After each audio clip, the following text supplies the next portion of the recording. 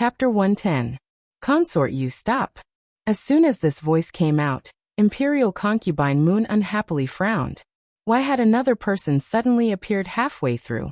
But this voice. Chu Qingyan looked over Consort Yu's shoulder when she heard the voice. She saw a woman dressed in a palace robe embroidered with peonies. She was holding the hand of a nanny by her side as she slowly walked in. Her makeup was exquisite, and she had a pretty face. Her aura was graceful and luxurious, but her eyes were indifferent. Chu Qingyan seemed to see the shadow of the big ice cube in her. Could it be that this person was related to the big ice cube? Just as Chu Qingyan was pondering, Consort Yu turned around and saw the newcomer. Her expression changed slightly, but she quickly put on a gentle expression. So it's Sister Empress who has graced us with her presence. This younger sister didn't go out to greet you. These palace servants are really derelict in their duties. They didn't even inform me of your arrival. This younger sister will definitely teach them well later. Sister Empress? Chu Qingyan immediately realized that this person was the Big Ice Cube's mother, Liang Yuan. She was the second daughter of the left Prime Minister of Sichuan, Liang Qingyu.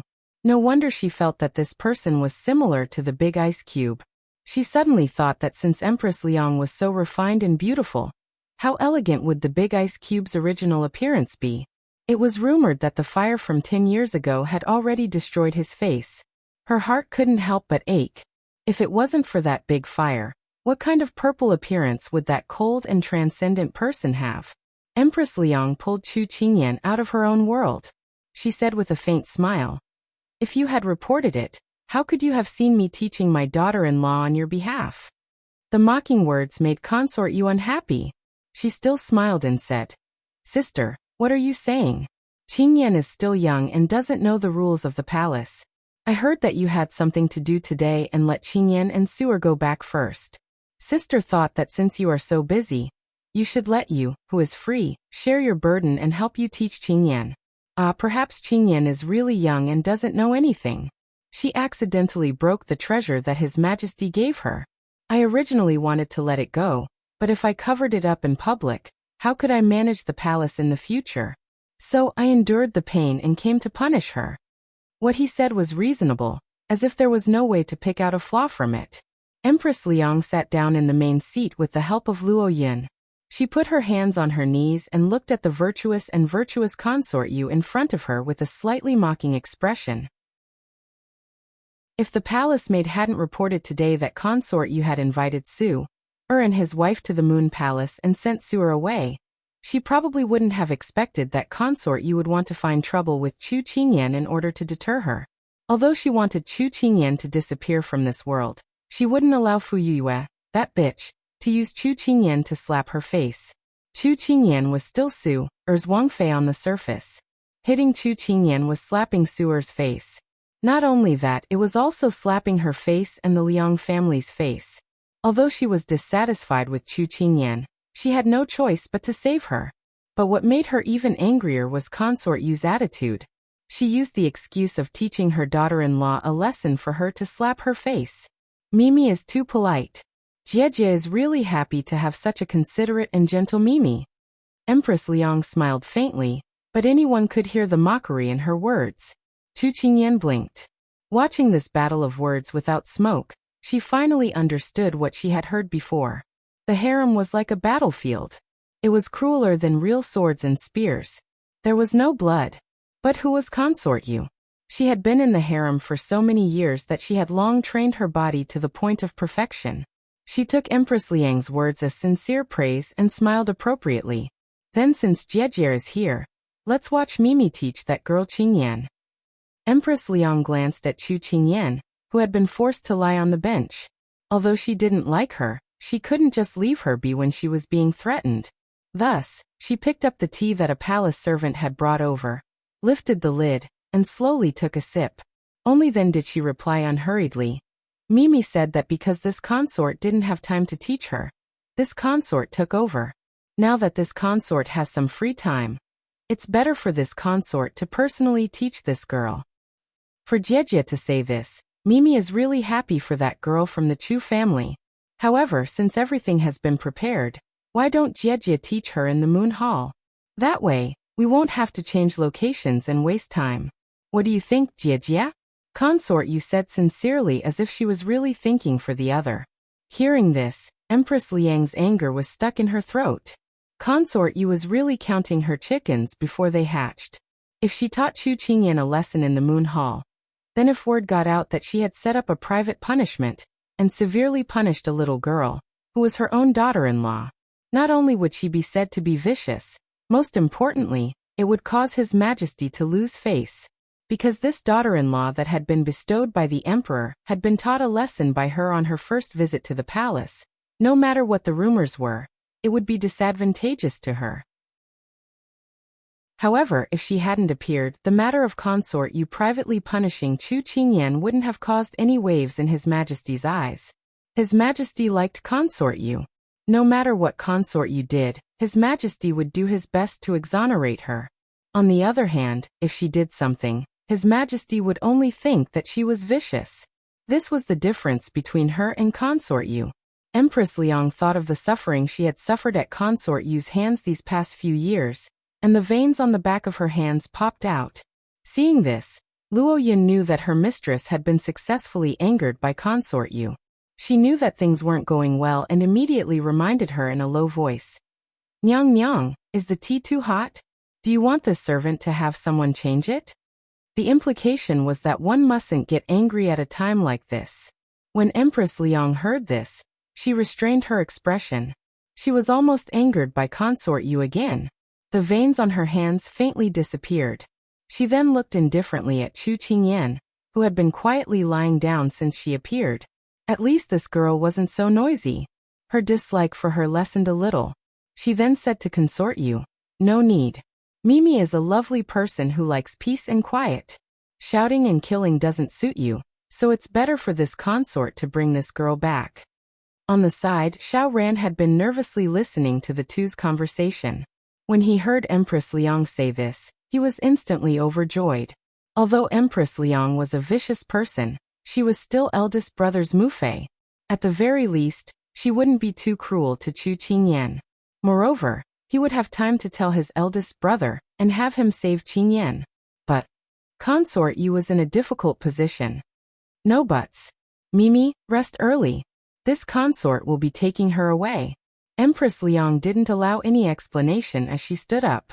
The people she had brought with her immediately untied Chu Qingyan's ropes and pulled Chu Qingyan up. Then they followed behind Empress Liang and left. "Your Highness, you're letting the Empress take that girl away just like that?" Her trusted palace maid, Jade Rabbit, asked in confusion. Consort Yu hooked her lips in a smile. This consort's original intention was to annoy the Empress. Since this consort's goal has been achieved, it doesn't matter whether we fight or not. The important thing was that she had slapped Liang Yuan. That was enough. "Ranner, stop right there." Consort Yu immediately called out when she saw the figure walking towards the door from the corner of her eye. Chapter 111. Xiao Ran, who was just about to sneak away, was suddenly called. His body stiffly turned around. "Mufei. Where are you going?" Consort Yu smiled with narrowed eyes, her expression containing an indescribable gentleness and threat. Xiao Ran recalled her actions just now and his heart ached. "Mufei, I want to return to the hall." "Is that so? You can't be going to find your eldest brother?" Consort Yu still had the same expression. Xiao Ran didn't think that his thoughts would be seen through so quickly. He lowered his head and denied through gritted teeth. "I'm not going to find eldest brother. I'm really going to return to the hall." Consort Yu smiled slightly, then turned to face Mo Wang and Lu Liyue, her tone instantly icy. "Do you two know your wrongs?" Mo Wang and Lu Liyue immediately knelt in fright. "Servant, servant. Nurse Rong, drag these two away." Consort Yu said coldly. Xiao Ran originally thought that he had escaped a calamity, but he didn't think that Mufei would punish Mo Wang and Lu Liyue. He immediately ran in front of the two and asked in confusion, "Mufei, what did they do wrong?" "They didn't dissuade their masters from making a big mistake. Mufei sent them to your side to remind you and assist you, not to instigate their masters to rebel against Mufei." Consort Yu ordered without any explanation, and Mo Wang and Lu Liyue were dragged away. Fourth Highness, save these servant. Ah! Mufei, have mercy! Fourth Highness, have mercy! Those cries, the sound of flesh being torn apart. Xiao Ran couldn't bear to look away, the pain in his eyes slowly flowing. He had seen Mufei punish palace servants before, but this was the first time he felt incomparably depressed. Imperial concubine Moon coldly watched as the palace servants flogged the two people. She slowly said to Xiao Ran, "If a servant is disobedient, then they must be punished. If you can't bear it, then let Imperial concubine Mother do it.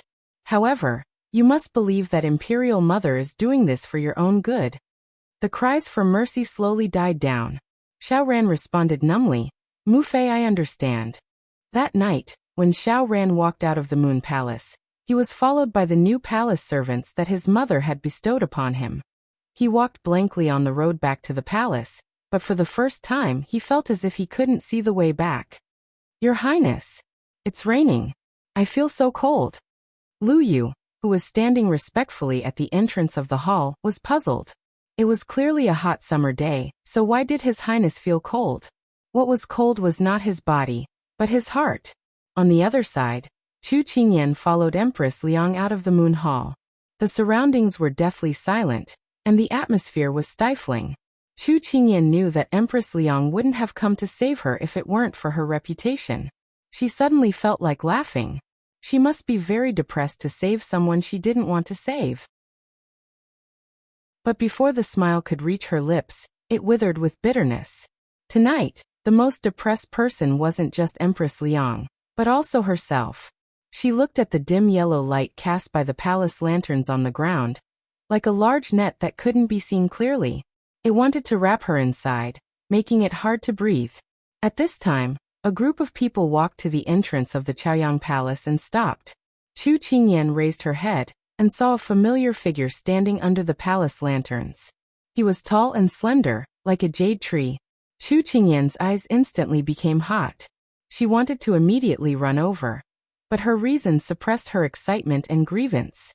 She stood in place, only daring to look at him. Xiao Su didn't look at Chu Qingyan behind Empress Liang. Instead, he stepped forward and respectfully bowed. "I greet Imperial Mother. Your timing is really accurate." Empress Liang looked at Chu Qingyan behind her and sneered. "Many thanks to Imperial Mother for saving me." Xiao Su didn't deny that he had come to Chaoyang Palace to wait after learning that Imperial Mother had gone to Moon Hall, and directly thanked her. Empress Liang laughed coldly. This consort didn't do it to save her. This consort just doesn't like people using this opportunity to slap the Liang family's face. "I understands," said Xiao Su indifferently. Chu Qingyan pursed her lips. This big ice cube didn't just treat Sichuan Emperor like a superior and subordinate. Even when interacting with Empress Liang, it didn't seem to have any familial affection. Empress Liang was like a hedgehog. Every word she said was like a thorn, but the big ice cube accepted it without complaint. She suddenly understood why the big ice cube was so cold. A large part of it was because of this imperial empress. If she didn't make herself cold and indifferent, she would probably be hurt every time she interacted with this imperial empress. Empress Liang was displeased when she saw that her son was still so stubborn. She turned to look at Chu Qingyan and raised a brow. "Chu Qingyan, don't think that this consort recognizes your existence just because this consort saved you. As long as you haven't married Su or your status doesn't count in this consort's eyes. Don't flatter yourself to win this consort's favor. In the future, you're on your own." Chu Qingyan rubbed her nose. Flattering herself? She wasn't good at it. Empress Liang smiled coldly, and then walked towards Chaoyang Palace with the palace maids. When she brushed past Xiao Su, she said in a low voice that only the two of them could hear. "You have to protect this girl well. Mufei definitely won't show mercy to her." Xiao Su raised his head to look at the graceful and magnificent face in front of him. Bystanders would find it hard to imagine that those malicious words came from the mouth of this virtuous and gentle woman, his Mufei. His expression didn't change. "Farewell, Mufei." When the doors to Chaoyang Palace opened and closed again, Xiao Su turned to look at the petite figure in the shadows. "Qingyan, come here." Although the voice was cold, it made Chu Qingyan's eyes moisten. She silently raised her head.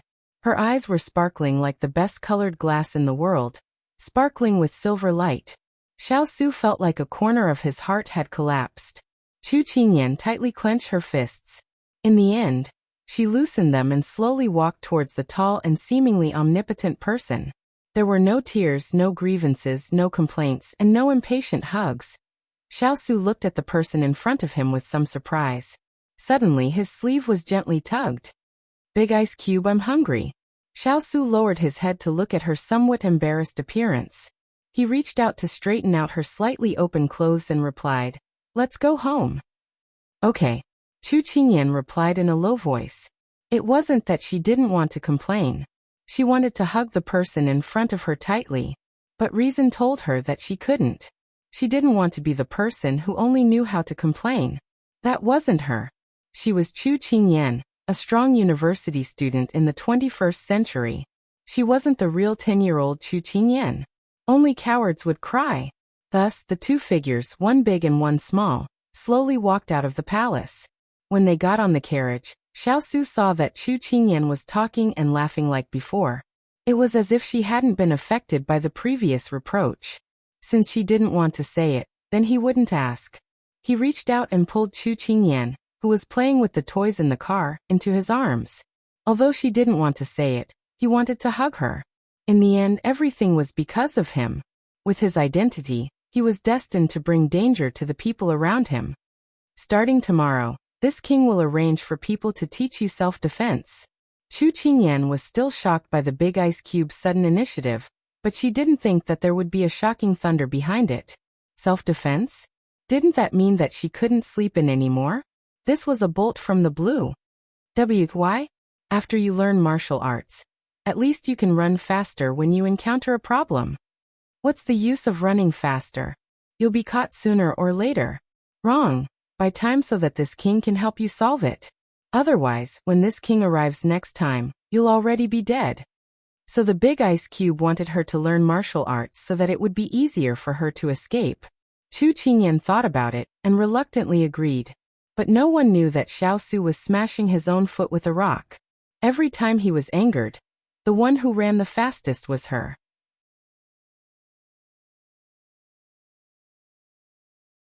Chapter 112. After half a day of fright and apprehension, Chu Qingyan fell asleep in the carriage. When they got off the carriage, Xiao Su carried her down. Her body was as light as a feather. Xiao Su frowned and turned to walk into the Fu. White Tiger and the other servants who were respectfully waiting at the door saw their lord carrying Chu Qingyan, and lowered their heads. They originally thought that their master was only interested in Chu Qingyan for a moment, but reality proved that they were wrong. "Lord, you're back." Hong Yi led everyone to welcome him, but when they met their lord's eyes, they all fell silent. They saw that Chu Qingyan was sleeping soundly in his arms, so they stopped what they were going to say and carefully retreated. When they arrived at Chu Qingyan's room, Xiao Su placed her on the bed. When his hand touched the thin brocade, his hand paused, and then he walked out of the room. "Lord, do you want to eat now?" Hong Yi was waiting outside the room. When she saw him come out, she asked softly. "Not for now," Xiao Su calmly replied. Then he thought of something. "Tell Lve to change Qingyan's bed.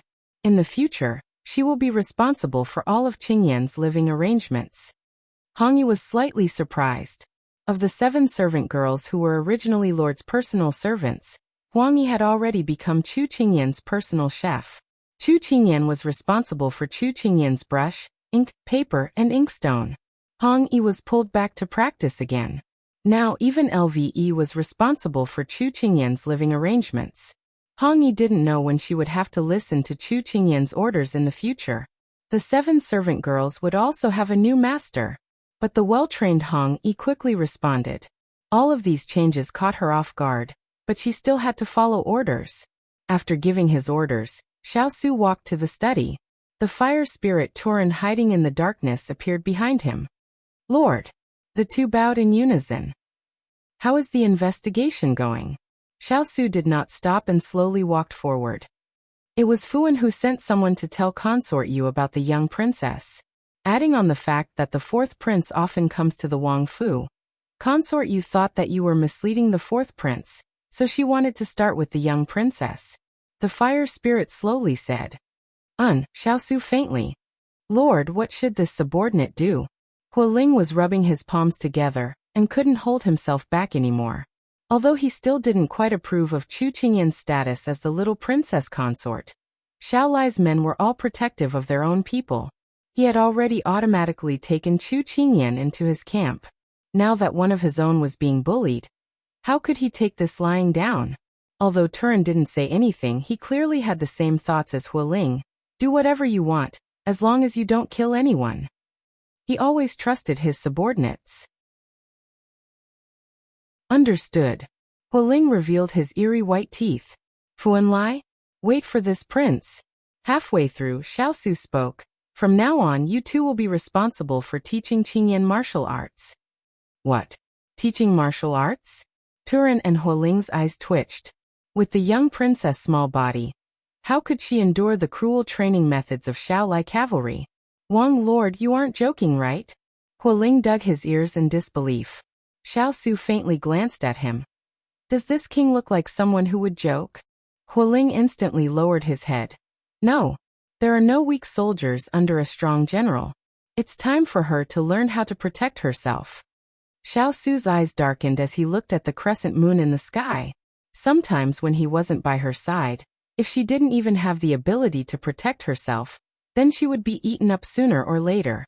Today's matter was a warning. Hualing rolled his eyes and then poked Turin beside him. I'm going to teach that brat from the Fu family a lesson. I'll leave teaching the young princess to you. Turin rolled his eyes at him. Just as the two were about to start bickering, their master spoke again. Have Mu Ling returned to the palace. Leave everything on hand to the subordinates. Turin asked in confusion. Lord, the arch bridge over the Huayo River hasn't been built yet. Is there something important that you want him to return at this time? Just follow orders. Xiao coughed softly as he didn't know how to explain things to his subordinates for the first time. He couldn't possibly tell them that he only felt that Qingyan would have to go through a tough process to train in martial arts, so he gave her a hard time. At the very least, he had to give her a sweet reward to coax her. As for his subordinates, other than the wood spirit, he couldn't think of anyone else who could accomplish this task.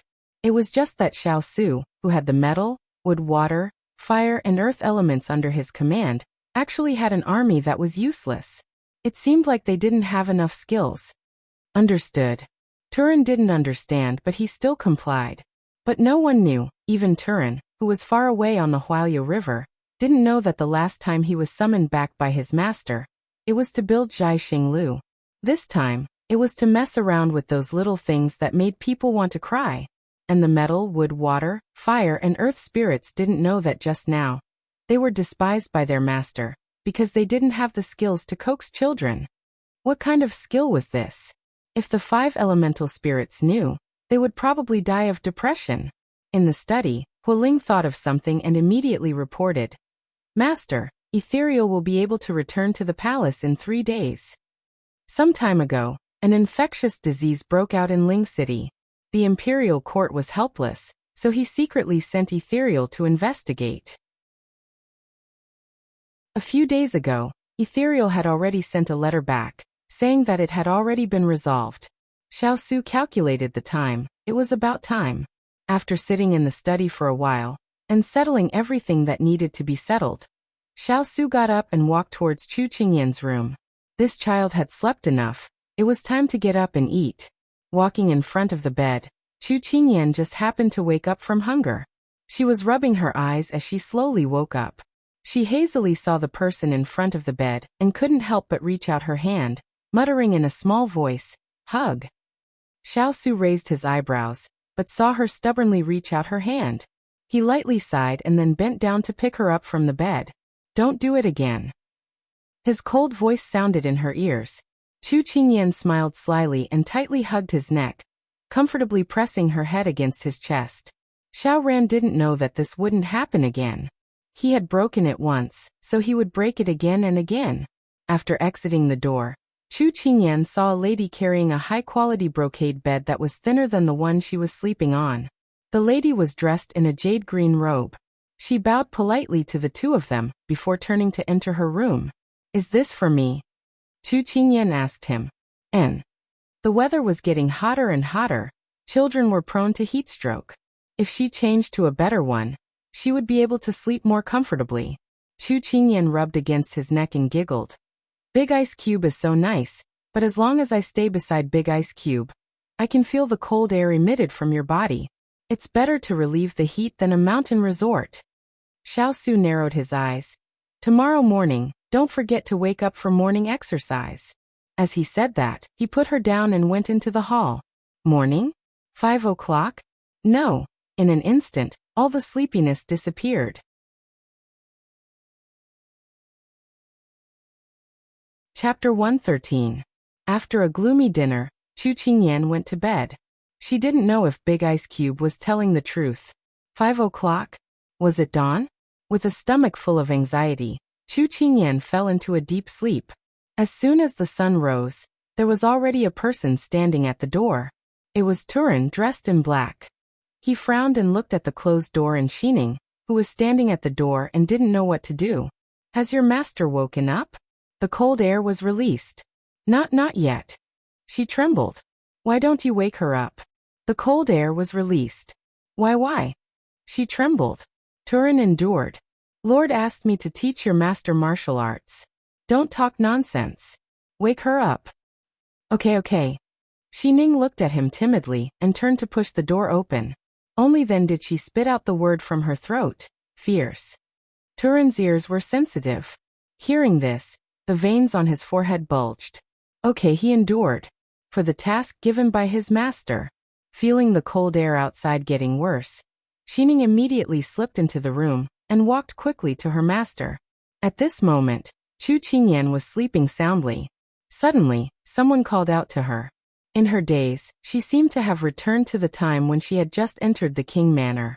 Big Ice Cube had tortured her to wake up for breakfast. She immediately waved her hand and said, Big Ice Cube, I'm not eating. Master, it's not Ice Cube. Lord Turin is waiting for you to practice martial arts outside. Xining immediately explained. Turin? Practice martial arts? Chu Qingyan subconsciously shivered and opened her eyes unwillingly. Turin, who was outside, saw that the person inside still didn't come out. He was unwilling to be the teacher of a little girl. He immediately said impatiently, Little Princess Consort, Lord asked me to teach you martial arts. Please don't delay. She didn't expect that Big Ice Cube would ask Turin to teach her. Although she was still sleepy, she still got up after thinking about it. After all, Big Ice Cube did it for her own good. After washing up, Chu Qingyan went out and bumped into Turin. Sorry to trouble you, Turin. She yawned and said to him. Turin glanced at her. You're late by half an hour. The training will be extended by an hour. Chu Qingyan immediately stopped yawning. She was no longer sleepy. She widened her eyes as she watched the person in front of her walk away. Another half an hour? How long would the training be? Chu Qingyan quickly caught up with the person in front of her. After turning left and right, she arrived at a spacious courtyard. There was a stone table and several stone chairs in the courtyard. There was an incense burner on the table, and several unlit incense sticks on the table. There was a basin of water on the stone chair. Chu Qingyan was confused. Was he going to take a bath and burn incense? Turin walked in front of her and said coldly, It's an awkward stage for you to practice martial arts at your age. Because your bones are almost fully grown, you can't reshape them. But Master wants you to have the ability to protect yourself. So we can only try our best. Dead horse? Chu Qingyan blushed with shame. Dear, can you change the metaphor? Stand at attention. Turin saw that she obeyed and said slowly, You have to stand on the pole for 3 years. If you want to learn how to fight, you have to do the horse stance. If you want to learn the first step, you have to learn the horse stance. Look carefully. Turin opened his legs in front of her and said, Open your legs and see the length of 3 feet. Then squat down slowly with your knees facing outwards, but not more than the distance between your toes. Straighten your back and chest, and put your hands on your waist. Okay, you do it. Chu Qingyan nodded. Then, she imitated him and got into a horse stance. However, the moment she got into the stance, the earth spirit produced a bamboo stick out of nowhere and hit her right leg. Keep it in. Why is it so wide? When the bamboo stick hit her leg, she didn't feel anything at first, but after a while, she felt a burning pain. It was her first time learning martial arts, so it was normal to make mistakes. But who would have thought that Turin didn't give her a chance to correct and hit her with the bamboo stick? Chu Qingyan was a little angry, but she still did as she was told. She heard that Turin was in charge of the ice cube, and had a large number of secret guards. His position was very high. It was a waste of his talent to be sent to teach her. She had nothing to complain about. In just a short quarter of an hour, her back was aching, and the back of her hands, waist, and calves had been hit no less than 10 times. Sir Turin, let's talk nicely. You can't treat master like this. Xining stood at the side and said with a little heartache. Her summer clothes were thin, and her master's skin was soft and tender. How could she withstand his whip again and again? Originally, he had already tolerated Xining holding a brocade handkerchief to wipe Chu Qingyan's sweat from time to time, but he didn't expect this little girl to talk back to him. Turin coldly glanced at her. Do you think that the enemy will talk nicely with you outside? Moreover, am I the instructor or are you the instructor? Xining was a little frightened by his glare, but seeing her master's pale face, she still bravely argued. But master is learning martial arts for the first time. Can't you be a little more tolerant? Chu Qingyan immediately stopped her, afraid that this Turin would do something to her. Xining, I'm fine. Turin flicked the bamboo stick in his hand and mercilessly ordered, light the incense. When the incense burns out, you can rest.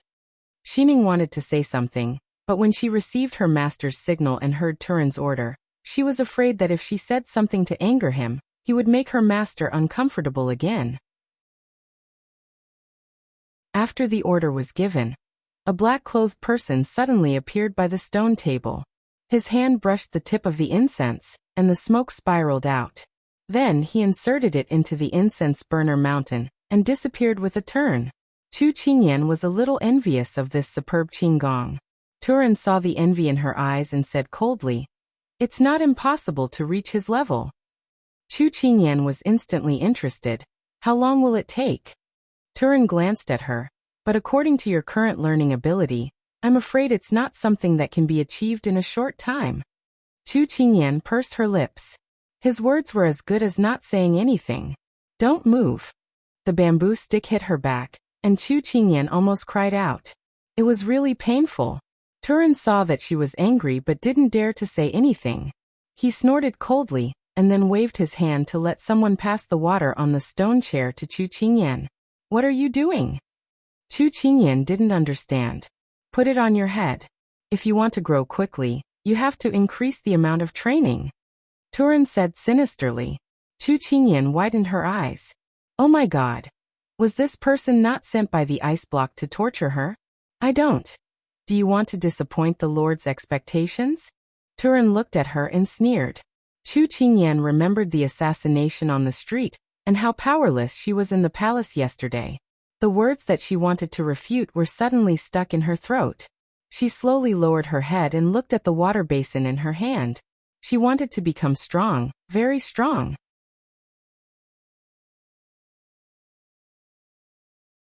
Chapter 114.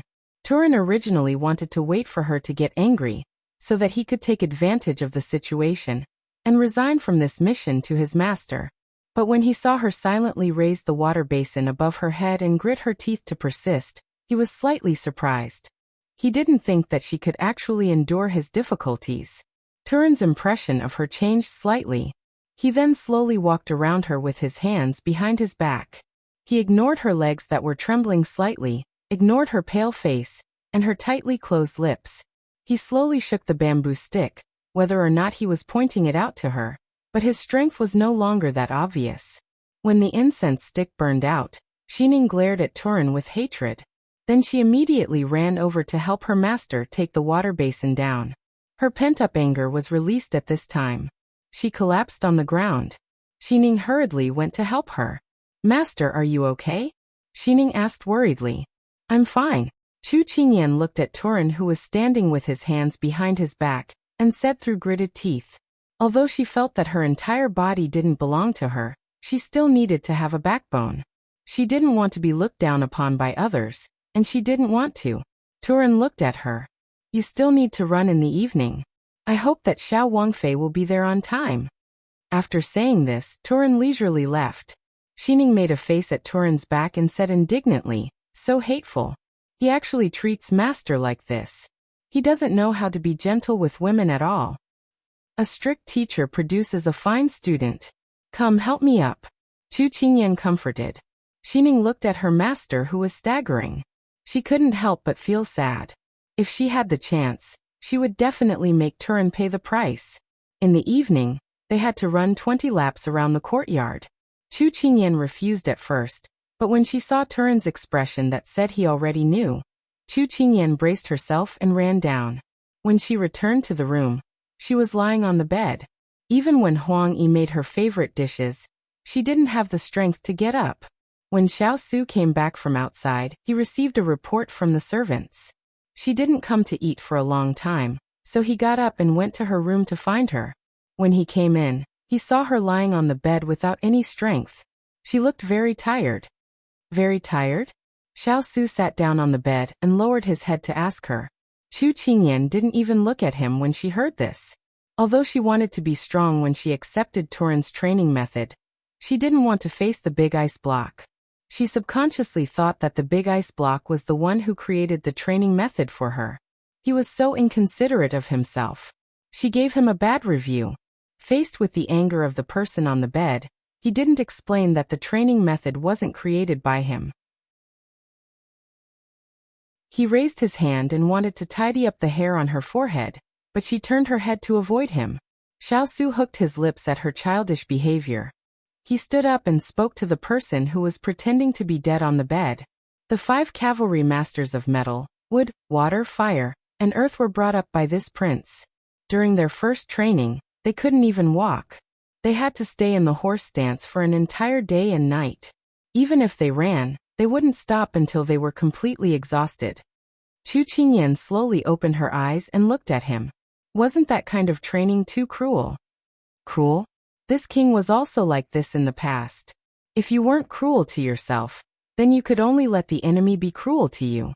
Comparing the two, which one would you rather choose? Xiao Su's eyes calmly looked at the young girl in front of him. He could give her a carefree life, he could also give her a life of luxury, but he couldn't guarantee that when he wasn't around, he could protect her. In his life, there was no what if. Were there only 2 choices? But, she muttered. There are no buts, Qingyan. Xiao Su's gaze was fixed on her. You have already entered the game, so I can't tolerate you. By this king's side, even if you have to go through a mountain of blades and a sea of flames, as long as you don't take off this identity, then you will have to endure the storms of the imperial power with this king. The person in front of her had eyes as deep as a sea of stars. She seemed to be able to understand a lot from his eyes, but it also seemed like there were many things that she couldn't understand. But the only thing she was certain of was that the big ice block was right. If she didn't work hard, then no one would be strong for her. Taking a deep breath, Chu Qingyan revealed a calm smile. Actually, it wasn't that she didn't want to learn martial arts, but she was used to being spoiled by the big ice block. Now that he suddenly became strict with her, she was a bit uncomfortable. Big ice block, I'm hungry, but I can't walk. She pouted. Seeing her admit defeat, Xiao Su's brows relaxed. Actually, he had already planned it out. If she cried or didn't want to learn, he would immediately order Turan not to teach her anymore. But when she tacitly agreed and no longer cared about learning martial arts, he suddenly let out a sigh of relief. Actually, in his heart, he also hoped that she could have the ability to protect herself. He turned around and ordered people to bring dinner into the room. A small table was placed on her bed, and on it were various warm dishes. Chu Qingyan blinked, and said softly to the person beside her who was serving soup, Big ice block, I can't lift my hand. Can you feed me? Xiao Su looked at her for a moment, then took her bowl, picked up the food and scooped the rice to her mouth, and teased, You're delicate like this? Chu Qingyan opened her mouth and took the rice, then said incoherently, This isn't delicate, this is compensation. Who told your subordinate to abuse me? I can only get back my face from you, the master. Seeing her wolfing down the food, Xiao Su decided not to discourage her. Actually, it wasn't that she was delicate. She had been holding the basin for the whole morning, and her hands were really sore. But it would be a lie to say that she didn't even have the strength to hold a spoon. It was just that she missed the time when she was poisoned, and the big ice block fed her food. And it had to be said that Xiao Su's feeding skills had greatly improved. It was no longer as inexperienced as before, and now he was as proficient as his own military strategy. The bowl of rice was finished in a short while. Seeing the person in front of him smacking her lips and wanting another bowl, Xiao Su felt that it was right to let her practice martial arts. At least her small body could be trained to be strong. After eating, Chu Qingyan was already beginning to feel sleepy. Xiao Su frowned when he saw this. It's not good for your body to sleep after eating. Chu Qingyan yawned. Mischievously, she shifted her legs and placed them on his lap. Then can you give me a massage? It was as if she would go to sleep if he didn't massage her. This was the first time someone had so brazenly asked him to serve her. Xiao Su wanted to scold her, but in the end, he was defeated by her tired expression.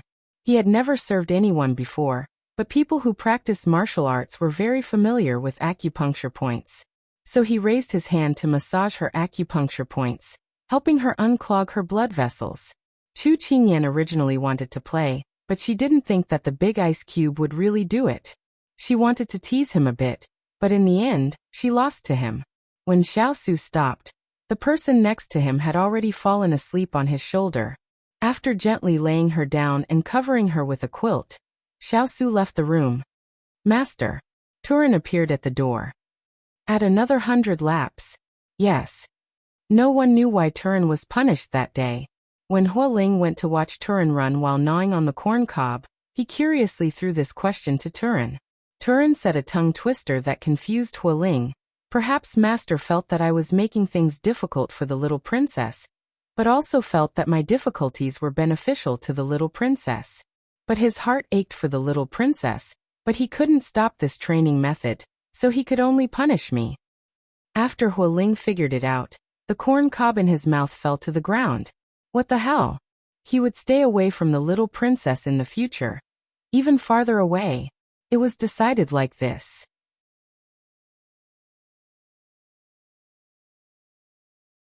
Chapter 115. It had to be said that although Turin's training methods were somewhat harsh, the results were undoubtedly very fast. Chu Qingyan had been wobbly when she first did the horse stance for an incense stick's worth of time, but now, she was as steady as Mount Tai for 3 incense sticks worth of time. As for running 20 laps around the courtyard, she was no longer out of breath and her chest was stuffy.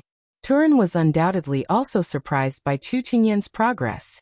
It was as if you thought that a piece of useless wood could become a pillar of support in the end. However, Turin did not relax his teaching of her because of this. Instead, he increased the amount of training.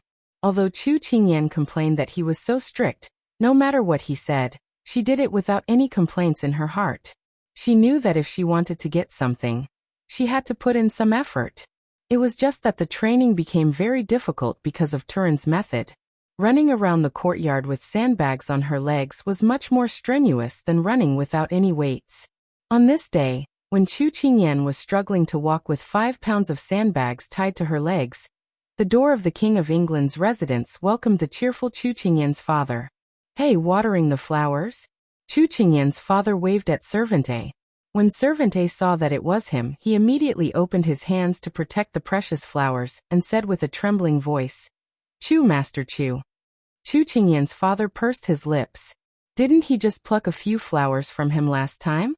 How stingy. Hello, are you cleaning the windows? Chu Qingyan's father greeted Servant B.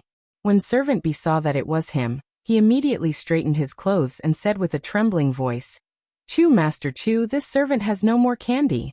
Chu Qingyan's father pursed his lips. Didn't he just take a few pieces of candy from him last time? How stingy. Chu Qingyan's father continued to walk forward. When the servants saw him, those who could avoid him avoided him, and those who couldn't, stood still in fear and trepidation. Each and every one of them received Chu Qingyan's gaze. If you were curious as to why Chu Machen's father was so frightening in the eyes of the servants in the King of England's mansion, you could ask any servant and he might give you such an answer. Don't be fooled by Chu Machen's foolishness. He seems to be easy to bully. In fact, when he acts foolishly, he can be as deadly as a super typhoon. Seeing how flustered the servants were, Hualing guessed that the storm-like Father Chu had come again.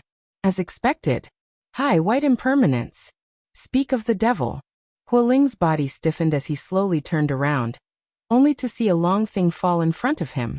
He gave a loud cry and quickly jumped onto the tree closest to him. Father Chu rubbed his nose and shook the straw rope in his hand in confusion. He said to Hualing, who was hugging the tree, "Why are you running? This is just a rope." Hualing looked down and sure enough, it was a rope. He wanted to cry but no tears came out as he looked at the innocent Father Chu under the tree.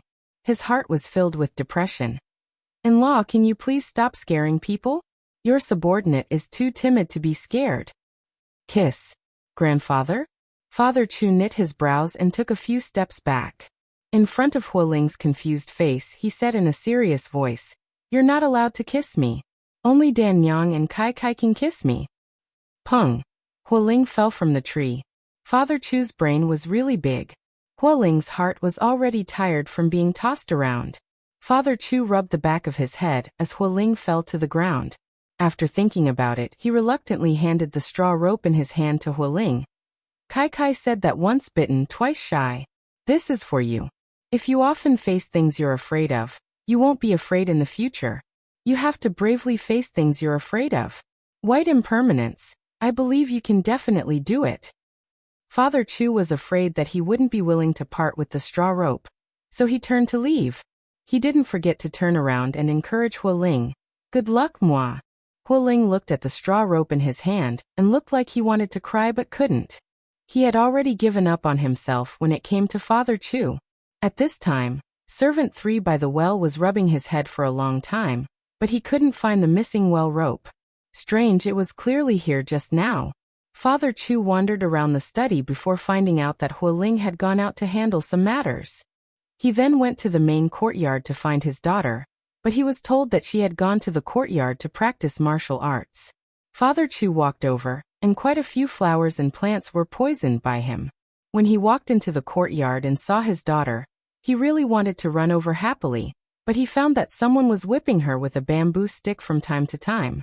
Father Chu's eyes widened, and he was so angry that his teeth itched. He and Dan Yang were never willing to touch a single hair on Kai Kai's head. This bad person actually dared to hit Kai Kai. He had to teach him a lesson. So Father Chu angrily walked over and stood in front of his daughter. He viciously said, "Hey, black impermanence, are you jealous that I didn't give you face in the study last time? That's why you're transferring your anger to Kai Kai, right? If it's like this, you're too despicable. You're even more despicable than the mud in the pond. You're 100 times, no, 1,000 times worse than an eagle catching chicks." Turin was concentrating on teaching Chu Qingyan, and didn't expect to see such a fierce Father Chu. His eyebrows twitched, as if he was about to fly into a rage. Chu Qingyan was holding a water basin on her head. She was happy to see her father, but she didn't expect him to scold Turin. Although it sounded funny, she felt that this wasn't the time to offend her instructor, so she immediately spoke up to stop her father. "Dad, Turin is teaching me martial arts. He's not bullying me, don't worry." "Don't worry? I'm not worried. Why are you holding a basin on such a hot day? It's not raining yet, and you can't catch any water." Father Chu pursed his lips and pitifully felt sorry for his daughter. Chu Qingyan couldn't help but laugh. "Dad, this isn't for catching water. It's for practicing the martial arts squat. It's okay, Dad, you can play by the side. When I'm done, I'll come and play with you." Father Chu thought for a while and reluctantly nodded. But at this time, Turin said gloomily, "Today's training will be delayed by 30 minutes. A cross appeared on Chu Qingyan's head. Father Chu turned around and glared at Turin, then walked away angrily. He had to listen to his daughter, but it didn't mean that he would let black impermanence go. Father Chu walked around the courtyard and glared at Turin from time to time. No matter how strong Turin's willpower was, he couldn't bear it. When he turned around, Father Chu had already looked away as if nothing had happened. Turin was so angry. Father Chu wandered to the entrance of the courtyard and happened to meet the servant who was delivering tea to Turin. Father Chu rolled his eyes and then went up to him. Chu, Master Chu. The servant girl was so scared that she took 2 steps back. The good reputation of the little princess's father had already spread in the prince's mansion. The servant girl trembled as she saluted. Delivering tea to Black Impermanence? Father Chu smiled in a way that he thought was friendly, but he didn't expect that the servant girl was so scared that she trembled even more. Yes, it's for Turin. Then leave it to me. I'm very familiar with him. Very familiar? This reason? The servant girl wanted to ask, but she handed over the tea shakily under Father Chu's smile. Holding the tea, Father Chu smiled gloomily. Little guy, just you wait.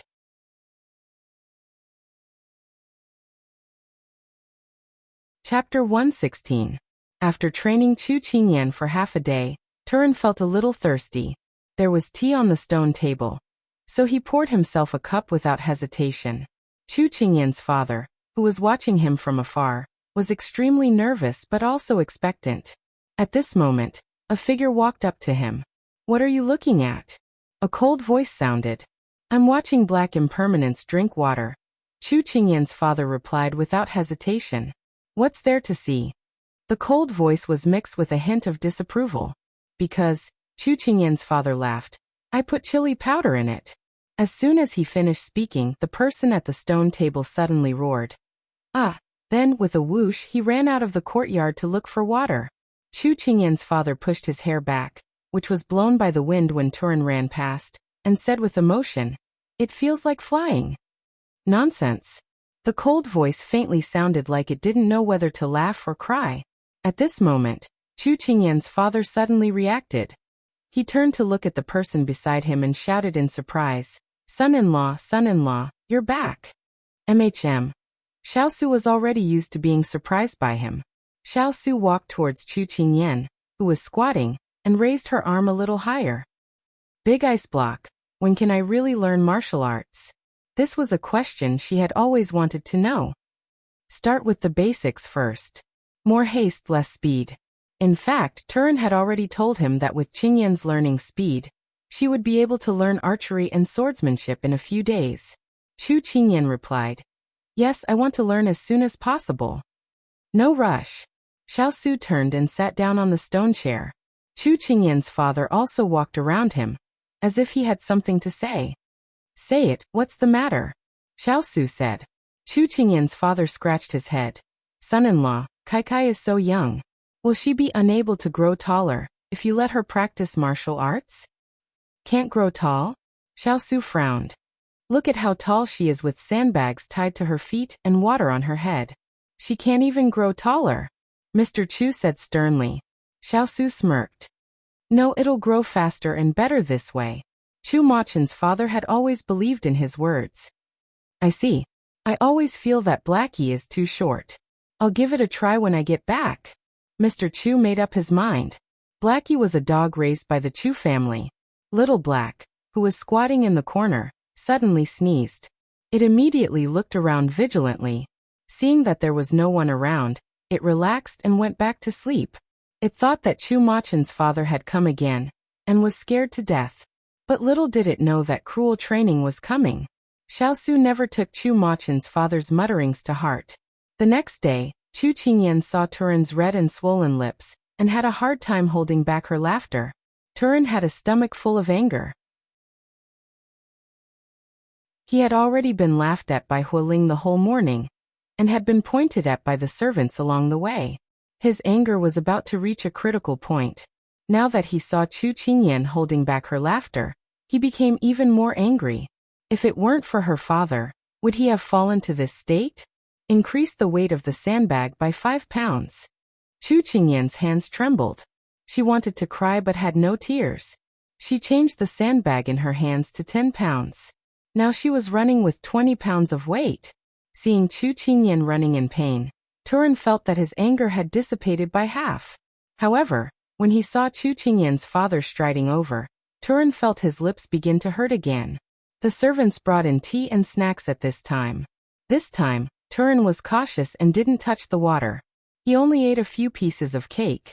Chu Qingyan's father slowly walked in front of his daughter, and then happily ran with her. Father, go sit under the shade of the tree. The sun is very strong.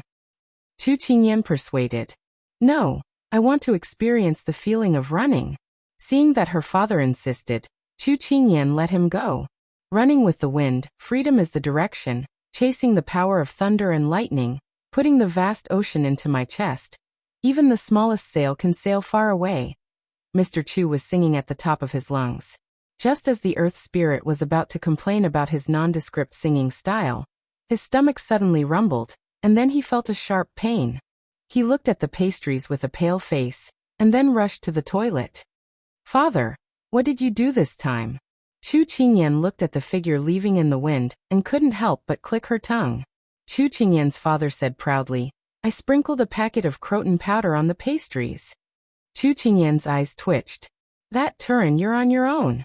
Chu Qingyan's father smiled sinisterly. Little fellow, would I be so stupid to do something to the tea again? How stupid? In fact, in the King of England's residence, Turin wasn't the only one who wanted to cry. Even Mu Ling was the same. Mu Ling, who was far away by the Huaoyou River, received a letter from the capital. Although he was confused about his master's intentions, he still rushed back without stopping.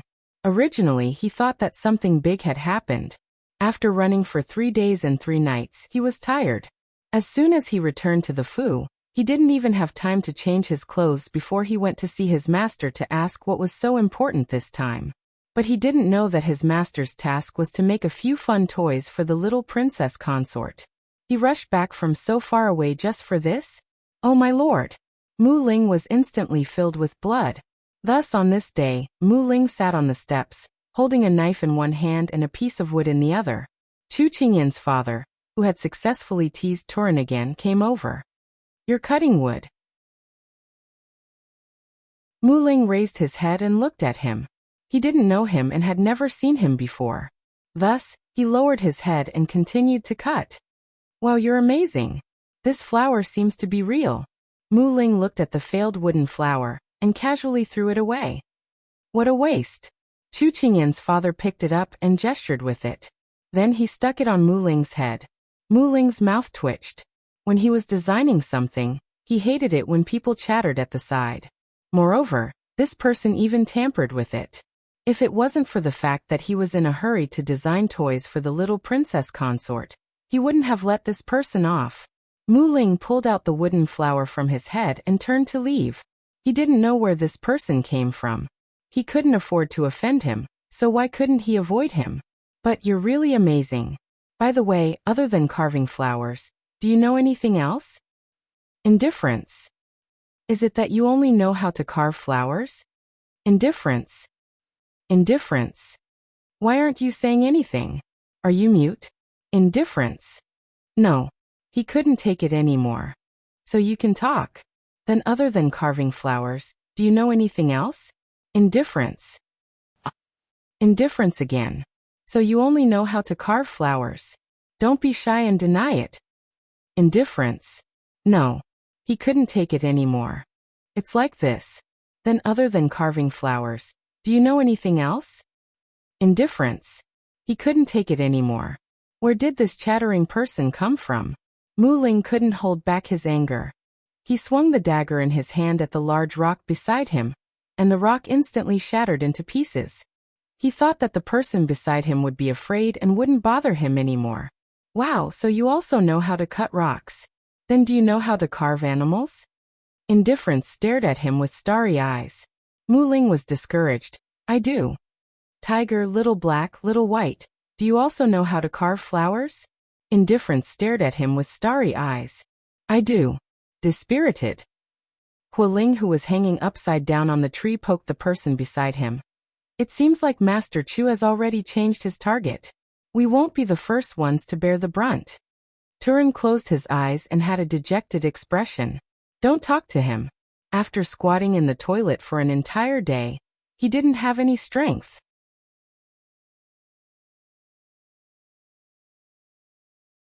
Chapter 117. Xiao Su was aware of what Chu Feng's father had done in the past few days, but he had never had the time to deal with these matters. Therefore, when the earth spirit, wood spirit, and fire spirit wandered around in front of him in an attempt to arouse his pity, he chose to turn a blind eye. He also felt that his confidants were too idle. It was correct to find something for them to do. In just a few short days, Chu Qingyan had advanced by leaps and bounds through Turin's training. She walked with a sandbag tied to her, ate, and then took off the sandbag to practice Qigong. Her body was as light as a swallow. On this day, Chu Qingyan stepped on the tree trunk and ran up step by step. She ran all the way to the top of the tree branch and tapped her feet on the thick branch. Smiling slightly, she turned around and flew down from the top of the tree. Her clothes fluttered as if she was a little immortal that had come down from the ninth heaven. Naughty, strange, and clever. When she landed, she ran in front of the stone table and giggled at Xiao Su, who was testing her results in the past few days. How is it? How is it? Full marks? Barely. Xiao Su drank a mouthful of tea. He did not want to encourage her arrogance, and faintly replied. Chu Qingyan pursed her lips. It really wasn't easy to hear a word of praise from the big ice block's mouth. Little Princess Fei's progress is very fast. You really are talented. Ling, who was standing on the side, praised with a smile. Turin glanced at him. What a glib tongue. But it had to be said that Chu Qingyan's progress and hard work really made him look at her in a new light. Chu Qingyan smiled at the two of them, and then spoke to Xiao Su. She flew up a tree and flew up and down in the Wangfu. In the past, she had always envied birds that could fly freely. Now she could do it. Something she didn't even dare to think about before had become a reality. As expected, she had to have a dream. What if she saw a ghost? Xiao Su looked at Chu Qingyan, who was as happy as a bird, and a trace of a smile appeared in his eyes. After all, he was one of his men, and his strength was not weak. Ling and Turin could feel their master's mood. The two of them looked at each other, and then looked at Chu Qingyan flying in the sky. They couldn't help but complain at the same time. They clearly felt that the little princess was improving quickly, but they weren't willing to praise her. Their master was truly too arrogant. Wait. Why would the word Sundra appear in their minds? Could it be that the poison of Chu Li's tea was too deep? After a day of training, Chu Qingyan changed out of the small-size clothes that Big Ice Cube specially asked Hong Yi to prepare for her. The comfortable material made her whole body look neat and strong. Then, she changed into the clothes that Big Ice Cube wore when he was young. Suddenly, she changed from a slender and elegant girl to a handsome young master. She ran to the study to report to Big Ice Cube, and then prepared to go out to play. This was something that Big Ice Cube had promised her. If she passed the test, she could go out and play with the lanterns. Xiao Su put down the document in his hand and looked at Chu Qingyan, who was wearing the clothes he wore when he was young. He was suddenly stunned. It was like he was seeing himself from many years ago, still full of vitality and hope for life. But the fire suddenly spread in front of him, and that him was drowned in a sea of fire. Chu Qingyan could feel that Jiang Yi was in a daze. There was a darkness in his eyes that she could not understand. She felt an inexplicable tug at her heart as she stepped forward and tugged at his sleeve. Will you accompany me to play? Xiao Su came back to his senses and lowered his head to pat her head. No, bring the guards. Be careful and don't cause trouble. Did she look like someone that would cause trouble? Big Ice Cube, you're becoming more and more naggy. Chu Qingyan pursed her lips and teased him. Xiao Su took back his hand and looked at her. It seems like it's best if you don't go out. Cuckoo, I didn't say anything just now. I'll go early and come back early. Chu Qingyan revealed a grin as she promised with a smile. Go. Xiao Su rubbed his forehead. This girl was becoming more and more mischievous. Chu Qingyan saw that the darkness in his eyes had disappeared and relaxed. She waved her hand at him, and then brought Xining out of the palace. When they passed by the entrance of a yard, they heard Ling and Turin talking. That brat from the Fu family, I've had people keep an eye on him for a few days, and he finally came out today. Water Spirit said that everything has been prepared. Turin, do you want to come and watch a good show? Ling rubbed his fists as he asked in an excited voice. Turin rolled his eyes at him. Boring. To teach someone a lesson, was there a need for him, the leader of the hidden guards, to come out? What a joke. Ling wanted to complain that he was too boring staying in the palace when he wasn't out on a mission, But there was suddenly an untimely voice that came from the side. Bring me with you. Huoling's neck stiffened as he turned his head. He saw that little ancestor with his hands behind his back looking very excited as he looked at him. Thus, in the dark night, two figures, one big and one small, appeared on the most bustling and lively street in the capital at night. The fragrant pavilion was like a celestial pavilion. The fragrance was like a celestial mist. Orioles and swallows, red and green, floating in the middle of the wine shop, moving in front of everyone's eyes. Huoling looked at the woman in revealing clothes greeting guests. This was the 32nd time he regretted agreeing to the little princess to bring her out to watch a show. The little princess who had never seen the world would be scared away if she saw this. How would he explain this to Lord later?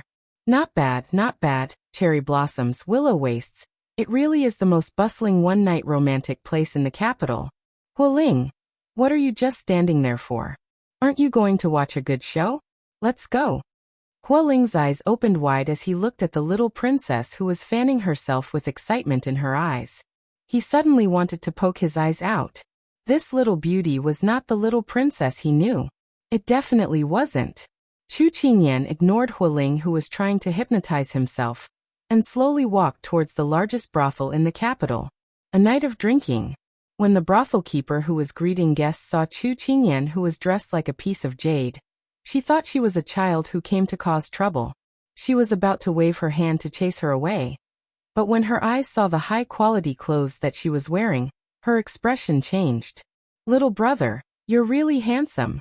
This is your first time coming out to play, right? What kind of girl do you want? She's fat and thin, with heavy makeup. She has everything you need. The people who walked around the brothel did not have any strong points other than a pair of sharp eyes. From her clothes, it could be seen that this person was rich and noble. In their eyes, she was a piece of fat meat. Who cared if she was young or not? The rich were the masters. This little master likes to hear these words. Huozi, give this little master a reward. Chu Qingyan gently fanned her lips and curled her lips into a smile. Under the illumination of the lanterns, she looked very beautiful. The brothel keeper wanted to give a sigh. What a handsome little gentleman. A shining silver coin fell into her arms, and the brothel keeper quickly caught it. Then she looked up to see the fierce Huoling, and was instantly frightened. She wanted to kill this little gentleman, but seeing that this guard of hers was not to be trifled with. Huoling was a bit depressed at this time. When did he become Huozi? However, seeing that the little princess was interested in this brothel and was swaggering in with the brothel keeper, he could only accept his fate. At worst, he would be punished by the Lord when he went back. He only hoped that the little princess would not cause any trouble here. At the end of the road, a purple-clothed youth curled his lips into an evil smile. It seemed like he had seen the little girl. Looking up, a night of drinking? She really was bold.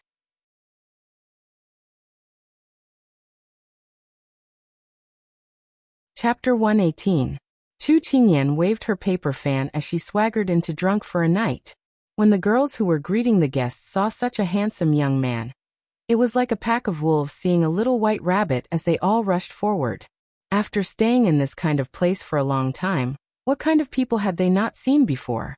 However, this young master in front of them was clearly a rich family's young master, who came out to see the world. He was a living little rich man who was easy to serve and easy to take advantage of, so no one was willing to let go of this good opportunity. This little master, this is your first time here, right? Let Farong greet you. Yanji is also very gentle. This little master should come with this servant. Ying knows how to sing. I guarantee you will be satisfied. Instantly, Chu Qingyan was surrounded by girls. Huoling unconsciously wanted to save her, but he was stunned by the scene in front of him. Come, raise your heads for this little master to see. Chu Qingyan closed her fan, and her eyes passed over the girls with a smile. The girls raised their chins and scratched their heads. Chu Qingyan had a smile like a patron who had been in the flower garden for a long time. She gave an old evaluation. Not bad. Flower fragrance and jade skin, smooth and soft. Your lips are a bit red and your waists are slender. These girls really are peerless beauties. The girls were openly teased by her, and their faces all turned red. They pushed her shoulder and angrily said, Sir, you really are annoying. Huoling's chin was stunned. Was this still their family's innocent and toothless little princess? She was just like a little sex fiend. Should he knock her out and secretly take her away? Otherwise, he could already imagine what kind of punishment he would face when he returned. But the moment Huoling hesitated, he already lost a good opportunity. Chu Qingyan turned her head with 2 red lipstick marks on her face. She smiled like a little cat as she said to him, "Huozi, choose a room." Only then did Huoling come back to his senses. He told the brothel keeper to bring them to a side room. Chu Qingyan then waved the girls away and said to the brothel keeper, "Bring us to a side room first. Prepare some good wine and dishes." The brothel keeper had long been shocked by Chu Qingyan's way of flirting with the ladies. It seemed like she had misjudged Chu Qingyan. Although Chu Qingyan was young, she was already familiar with the brothels. She quickly said, "Then can you prepare a few good-looking ladies for me? It would be even better if I could play the zither and sing some songs." Chu Qingyan covered her mouth with her folding fan, revealing a faint smile. "That's for sure. The girls I have here are all the best in the capital. They're well-versed in zither, chess, calligraphy, and painting. I guarantee you'll be satisfied." The brothel keeper immediately responded, "All right, Huozi, reward him." Chu Qingyan was extremely generous. The procuress took a golden leaf from Huoling, who had already lost his ability to think. After biting it and confirming that it was real, she immediately had someone lead her upstairs. Chu Qingyan slowly followed the servant up the stairs. She saw Huoling, who was still in a daze from the corner of her eyes, and revealed a sly smile with her folding fan. The reason she was so familiar with it was because when she was in university, she was often tricked by her roommates who were in charge of the school's student art troupe to perform in skits. She had played the role of a playboy in her second year, so she was already very familiar with those words. She just treated it as a big stage and performed it with ease. After entering the room, Chu Qingyan revealed her true self. She grabbed Huoling and asked, "Where's Fu Enlai? Where is he?" Huoling's eyes avoided the 2 bright red lipstick marks on her face. He pointed at the side room with difficulty. "He's not here yet, but he should be here soon." At this time, there was a knock on the window and a black-clothed person came in. "Sir Huoling, the person has been brought here. He'll wake up in a quarter of an hour." The black-clothed person reported with a bow. Did anyone notice? Huoling stood up straight and gently coughed as he smoothed out the wrinkled sleeve that the little princess had grabbed. He returned to his normal serious appearance in front of his subordinates. "That person was knocked out in the alley by my subordinates and was brought here. No one was alerted," the black-clothed person said. Huoling nodded.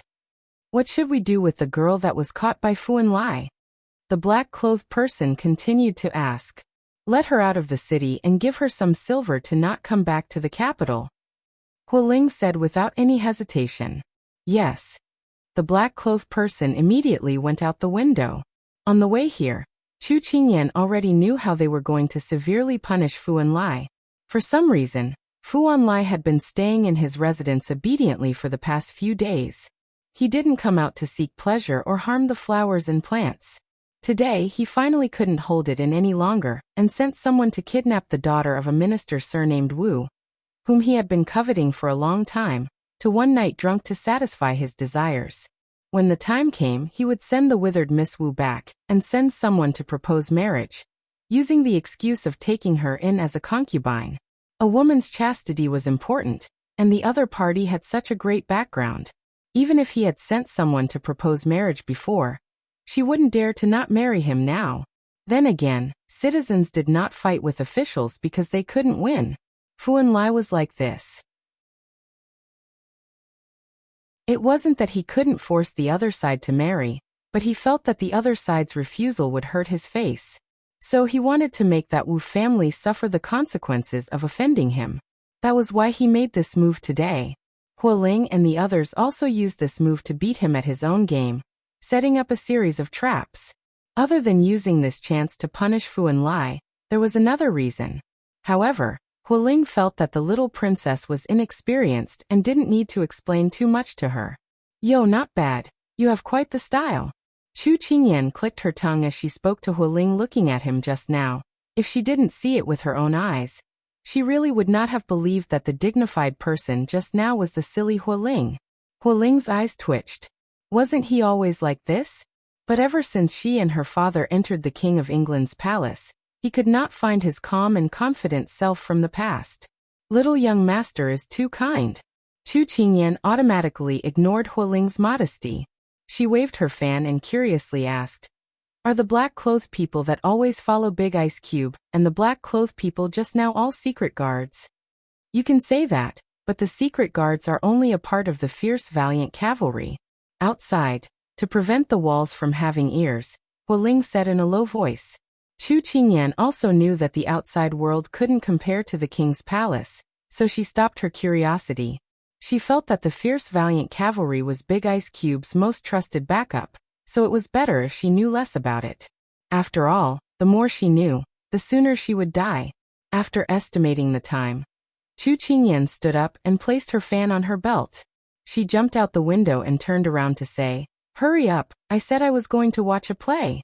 When her words fell, she disappeared from the window. Hualing wanted to stop her, but it was too late. He could only immediately follow, otherwise he wouldn't be able to handle the trouble this little ancestor caused. In the opposite room, there was an unlatched window facing Chu Qingyan's room. The person inside the window was leaning against the frame with a smile as she said to the person behind her, "Did you find out the identity of that little girl?"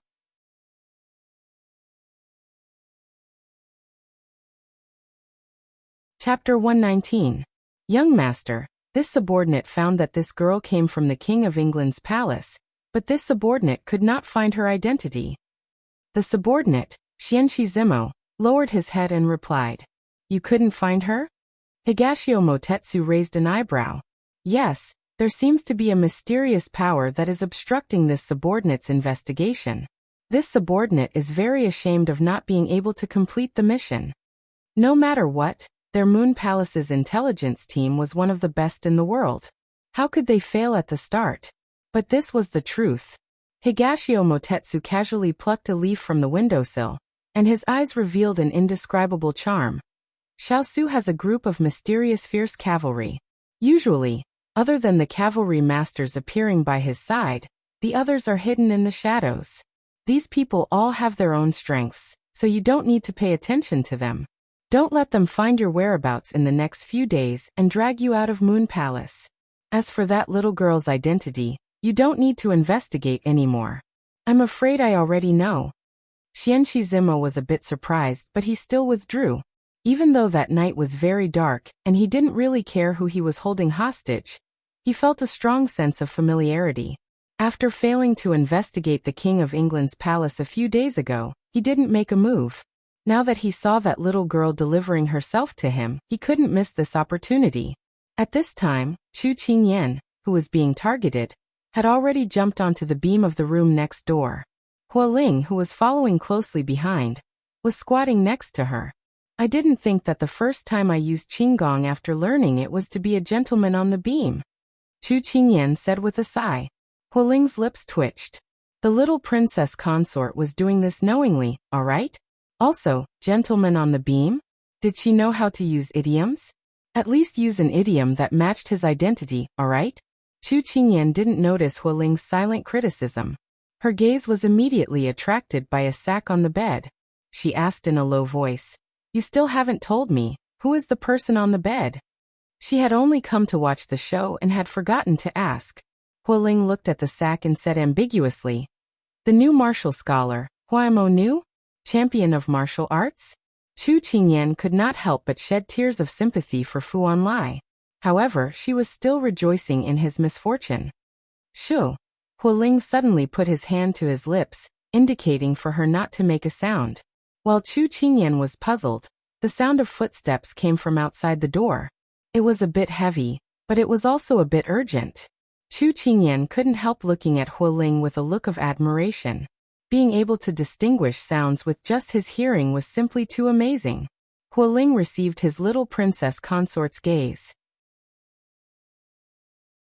Although he pretended not to care on the surface, his tail was already wagging in his heart. The door of the private room was pushed open from the outside. Before the person could be seen, a flattering voice could be heard. "Young master, I've brought her over. You can rest assured and enjoy her." "Brat, you've done well. Take this. I'll give you some money to call a few ladies to serve you well," Fu Onlai said with satisfaction. "Thank you, young master." The manservant took the money and left with his men. As soon as Fu Onlai stepped into the room, he immediately closed the door with an impatient look. He rubbed his hands together and licked his lips as he said, "Where is the little miss? Did you become impatient from waiting?" He walked in front of the bed and saw a large bulge in the sack. He was a bit surprised at first glance. It seemed to have gotten bigger. Could it be that in just a few days, the Wu family's little miss had become fat? But Fu Onlai did not think too much about it. He quickly took off all his clothes, leaving only a pair of underwear. Seeing this, Hualing had the thought of jumping down and beating the person below. No, before that, he had to beat himself up first.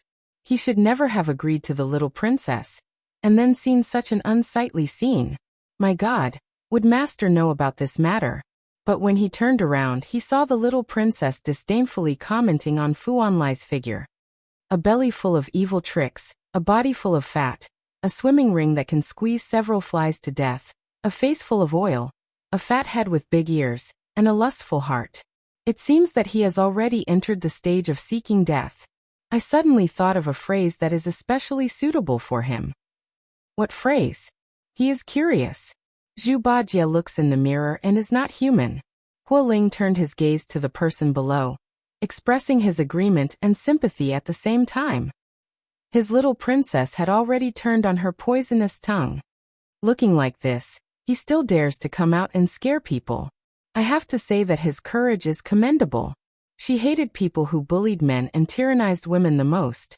This Fu Onlai had already stepped on her bottom line. The commendable Fu Onlai's body full of belly meat was exposed to the air, but he had never disliked his figure. He even boasted that his appearance was comparable to Pan An's, comparable to Wei Jie's, and often thought that he was the capital's #1 handsome man. Fu Onlai threw the clothes in his hands to the side, and then impatiently climbed onto the bed.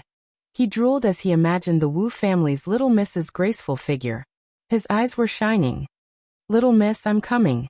Fu Onlai began to untie the rope on the burlap sack. At this time, Hualing, who was on the roof beam, saw this. He flipped a stone in his hand and threw it at the burlap sack, hitting the person's acupuncture point. Fu Onlai, who was fighting with the rope, didn't notice this at all. However, Chu Qingyan and Hualing could clearly feel the burlap sack moving. The two people looked at each other. Huaimo had woken up. "Don't be afraid. Let this young master properly dote on you." As soon as his voice fell, the burlap sack opened. Fu Onlai was about to move over, but what welcomed him was a solid fist. "Io!" Fu Onlai screamed as he covered his eyes. Immediately after, the burlap sack moved. His entire body was suddenly swept off the bed by a whirlwind kick. This time, Fu Onlai covered his butt and screamed again and again. At this time, a tall and sturdy handsome man came out of the burlap sack. His eyes were filled with anger as he placed his hands on the burlap sack. With a bit of force, the burlap sack was torn to pieces. Actually daring to have ideas about me, seeking death. Fu Onlai, who still hadn't recovered from this sudden change, was still in shock as he watched the charming little miss in front of him turn into a fierce man. He immediately flew into a rage out of shame. "Who are you? Why did you run onto my bed? Do you know who this young master is?" "I don't know who you are, but my fist is telling me that it wants to turn you into a pulp." Huaimo stood up. She was a full 9 feet tall. Fu Onlai saw that the situation wasn't good. He immediately grabbed his clothes and wanted to run out the door, but Huaimo was faster than him. With a kick, Fu Onlai's fat body was knocked out of the door. His naked appearance was exposed in front of everyone. Huaimo followed closely behind. Fu Onlai no longer cared about the fact that he wasn't wearing any clothes as he rolled down the stairs. He wanted to find reinforcements, causing countless people to scream along the way.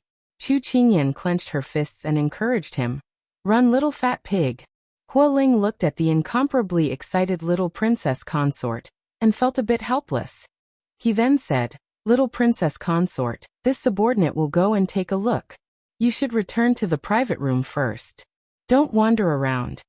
Chu Qingyan waved her hand at him before Hualing left. Torturing scum is the most satisfying, Chu Qingyan said to herself. Just as she prepared to return to the private room, she suddenly felt that something was wrong with the air around her. There was a familiar scent of flowers. Her neck stiffened as she turned her head. She saw an evildoer squatting on the roof, waving his claws at her.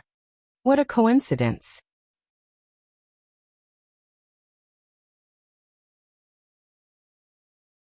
Chapter 120. What a coincidence. The corner of Chu Qingyan's mouth twitched. Who would run over to this beam for no reason? Then there was only one explanation. This person had been watching from the side for a long time. Even Hualing did not notice him, which meant that this person's martial arts were above Hualing's. Her hands subtly curled into a fist. Higashio Motetsu lazily leaned against the wooden beam behind him with a smile in his eyes. What? Are you surprised to see me? Could it be that you can't recognize me after not seeing me for a long time? Chu Qingyan ridiculed in her heart. How could someone with such a devilish appearance forget him with a single glance? But she giggled in response. Young master is so outstanding and elegant that it makes people forget everything. How could I not recognize you? That's right, the air here is not bad, but I've already finished enjoying it. You can slowly enjoy it, I won't disturb you any longer. After saying this, she flew out the window with a whoosh. Seeing that snow-white figure jump out, Higashio Motetsu gently tapped the beat, 3, 2, 1. Then his narrowed eyes opened and he flew out. After flying far away, Chu Qingyan stood on a roof and lightly panted. This person shouldn't be so bored as to chase after her, right? Reality proved that this person was indeed very bored, because when she turned around, a tall and slender person had already tilted his head and waved his claws at her. We meet again. Chu Qingyan slowly turned her head back and silently chanted in her heart. She didn't see anything, she didn't see anything. Then she circulated her chi and desperately tried to move forward. Again. Higashio Motetsu slowly straightened his body. After losing 3 more times, he slowly chased after her. Chu Qingyan was exhausted from running, but that person was like a ghost that wouldn't leave her. What was even more infuriating was that her legs were about to break, but he was still calm and composed like he was taking a stroll. Chu Qingyan finally gave up and landed on a tree. She turned her head and panted. I'm not playing anymore. I'm not playing with you anymore. Higashio Motetsu laughed. I let you go so many times, but you still didn't run away. Should I say that your qinggong is not good enough or not good enough? Chu Qingyan rolled her eyes at him, and didn't want to answer him. Higashio Motetsu saw that the little fellow was ignoring him and couldn't help but laugh. You've learned qinggong in such a short time. Your aptitude isn't bad. Do you want to be my disciple? I can teach you something else. Chu Qingyan suddenly became alert as she took a step back. She stared at the person who was leaning against the tree trunk casually. Pursing her lips, she asked, Who are you? Why do you keep following me? What is your goal? Of so many questions. Dongting Wangyu raised her eyebrows, only to see her rolling her bell-sized eyes. She smiled and said, Why are you in such a hurry? Be patient. I'll answer your questions one by one. First question. I'm not anyone. I'm Higashio Motetsu, Rizhao Dongting, Jadeite Wangyu. A gust of wind blew, lifting his black hair that fell on his shoulders and dancing in the air. His long and narrow phoenix eyes slightly narrowed. His thick and slender eyelashes inadvertently flickered with a seductive charm. That charm was different from a woman's coquettish charm, but it was romantic and elegant that made people unable to look away. Higashio Motetsu, it had to be said that it was a good name. Second question. The road is open to the sky. If you can walk on it, why can't I? How can I follow you?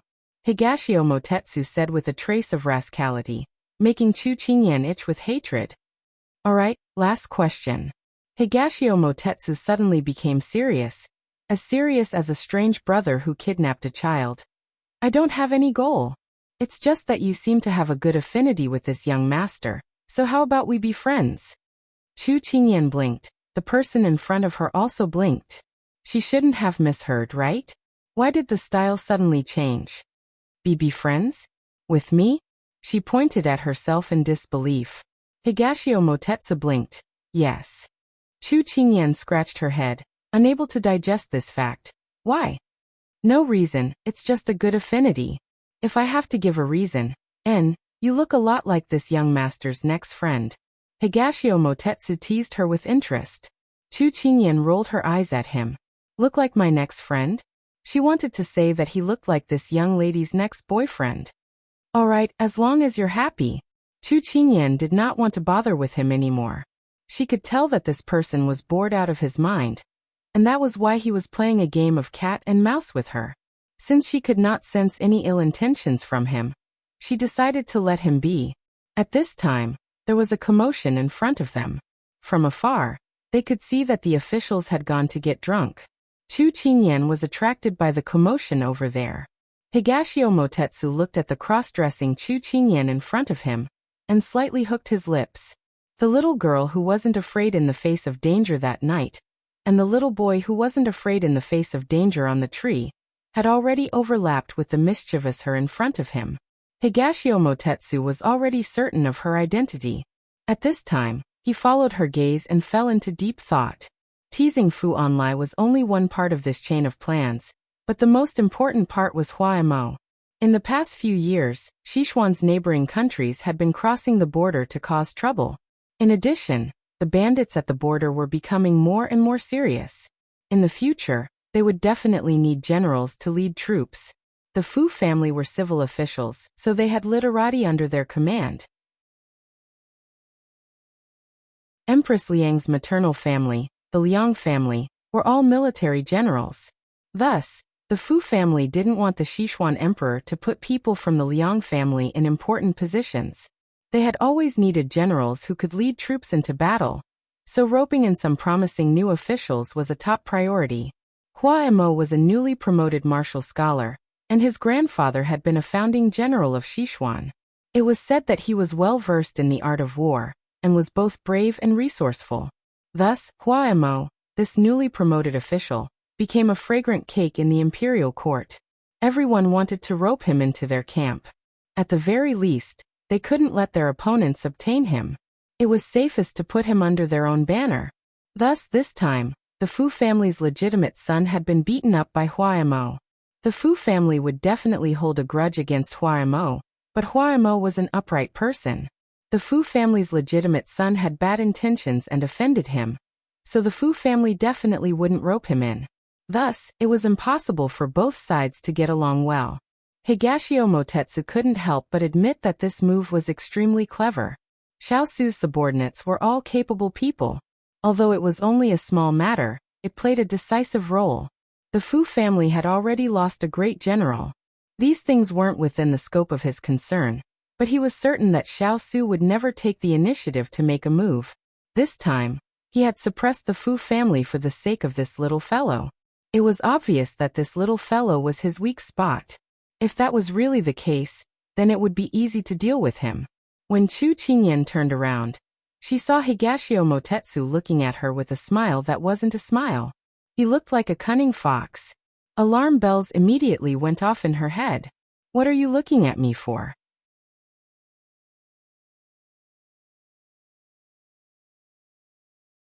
Chapter 121.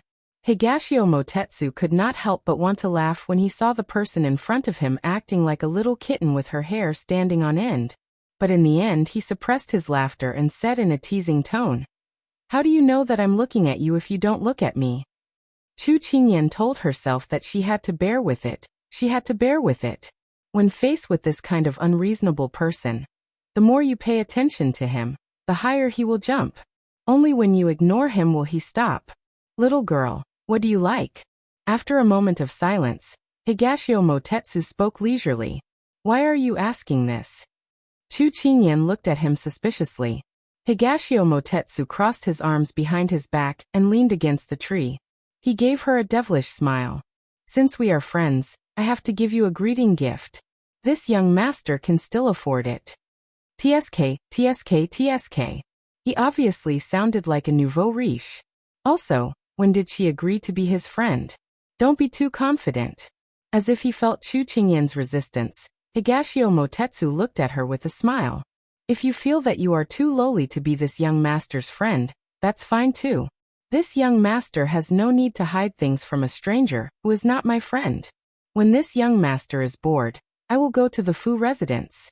After all, the young master was set up by someone and this young master can take the opportunity to befriend him. For example, who is the culprit? You know the Fu family? Chu Qingyan's eyes widened and she looked at him with a guarded expression. She had almost forgotten that this person had witnessed the entire process of them punishing Fu Onlai. If this person really knew the Fu family, it would be very disadvantageous for them. Higashio Motetsu tried to scare her. I didn't know them at first, but if you provide me with strong evidence that the Fu family's young master was set up, then I know them. Chu Qingyan's face was filled with anger. Fu Onlai has done all kinds of evil.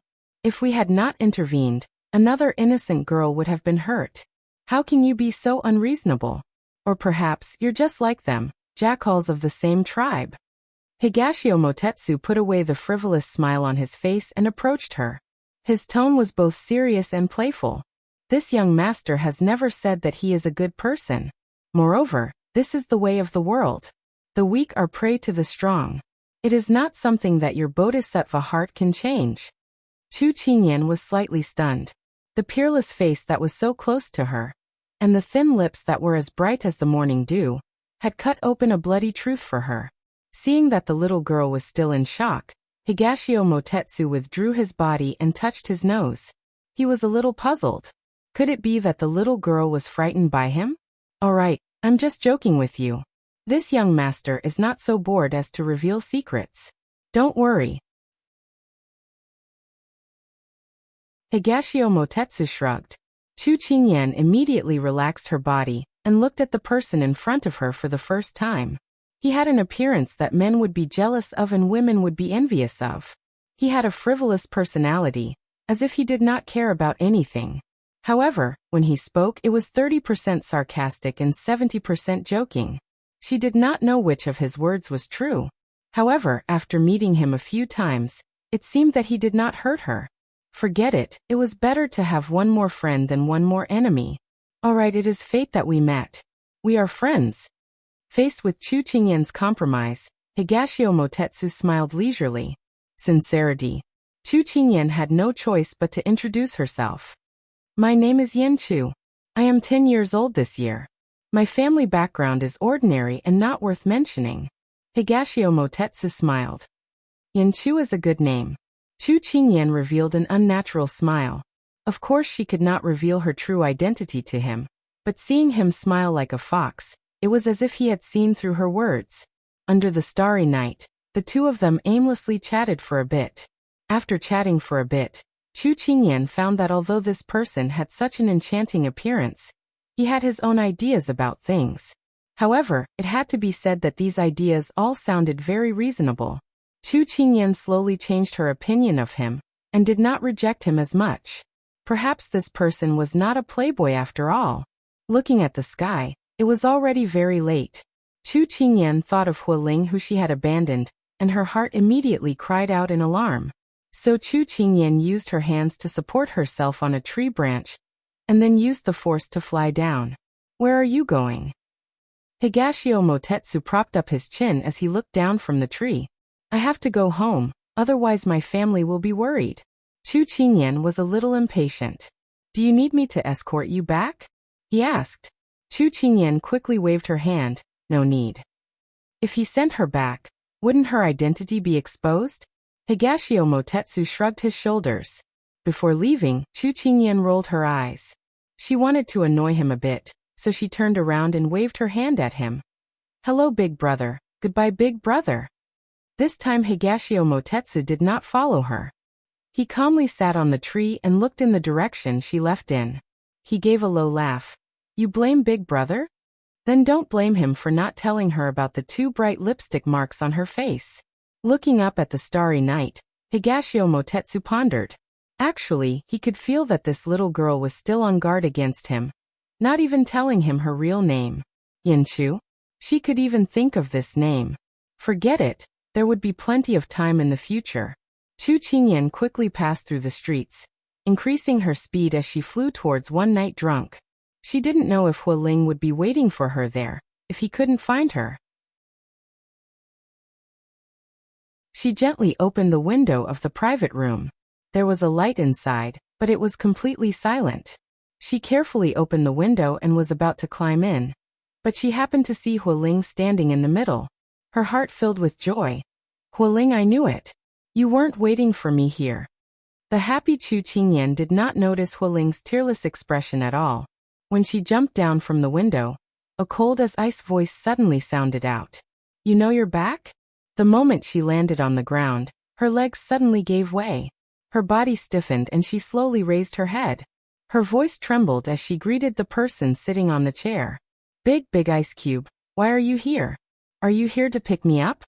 Xiao was currently wearing a black brocade robe with a silver mask on his face. His eyes were coldly looking at the person in front of him. When she raised her head, his eyes fell onto the 2 fiery red lipstick marks on her cheeks and his eyes sunk. Chu Qingyan felt that although the temperature in the room was cold, it wasn't enough to make people tremble. Why did the temperature suddenly drop when she turned around? It was so cold that it was terrifying. Hualing looked at the little princess who did not know anything and covered his face with his hands. My little ancestor, you should at least wipe your face when you come back. Without any warning, Xiao stood up. His entire body was solemn as he ignored the person inside. He put on his hat and left. Chu Qingyan was stunned in place as she looked at Hualing in a daze. Hualing had a crying face as he handed a mirror to her. Little ancestor, don't look at this subordinate. You should pray for your own fortune. No. He also wanted to pray for his own fortune. Chu Qingyan took the mirror in confusion and looked at it. She instantly threw down the mirror and flew out. Big Ice Cube, listen to my explanation.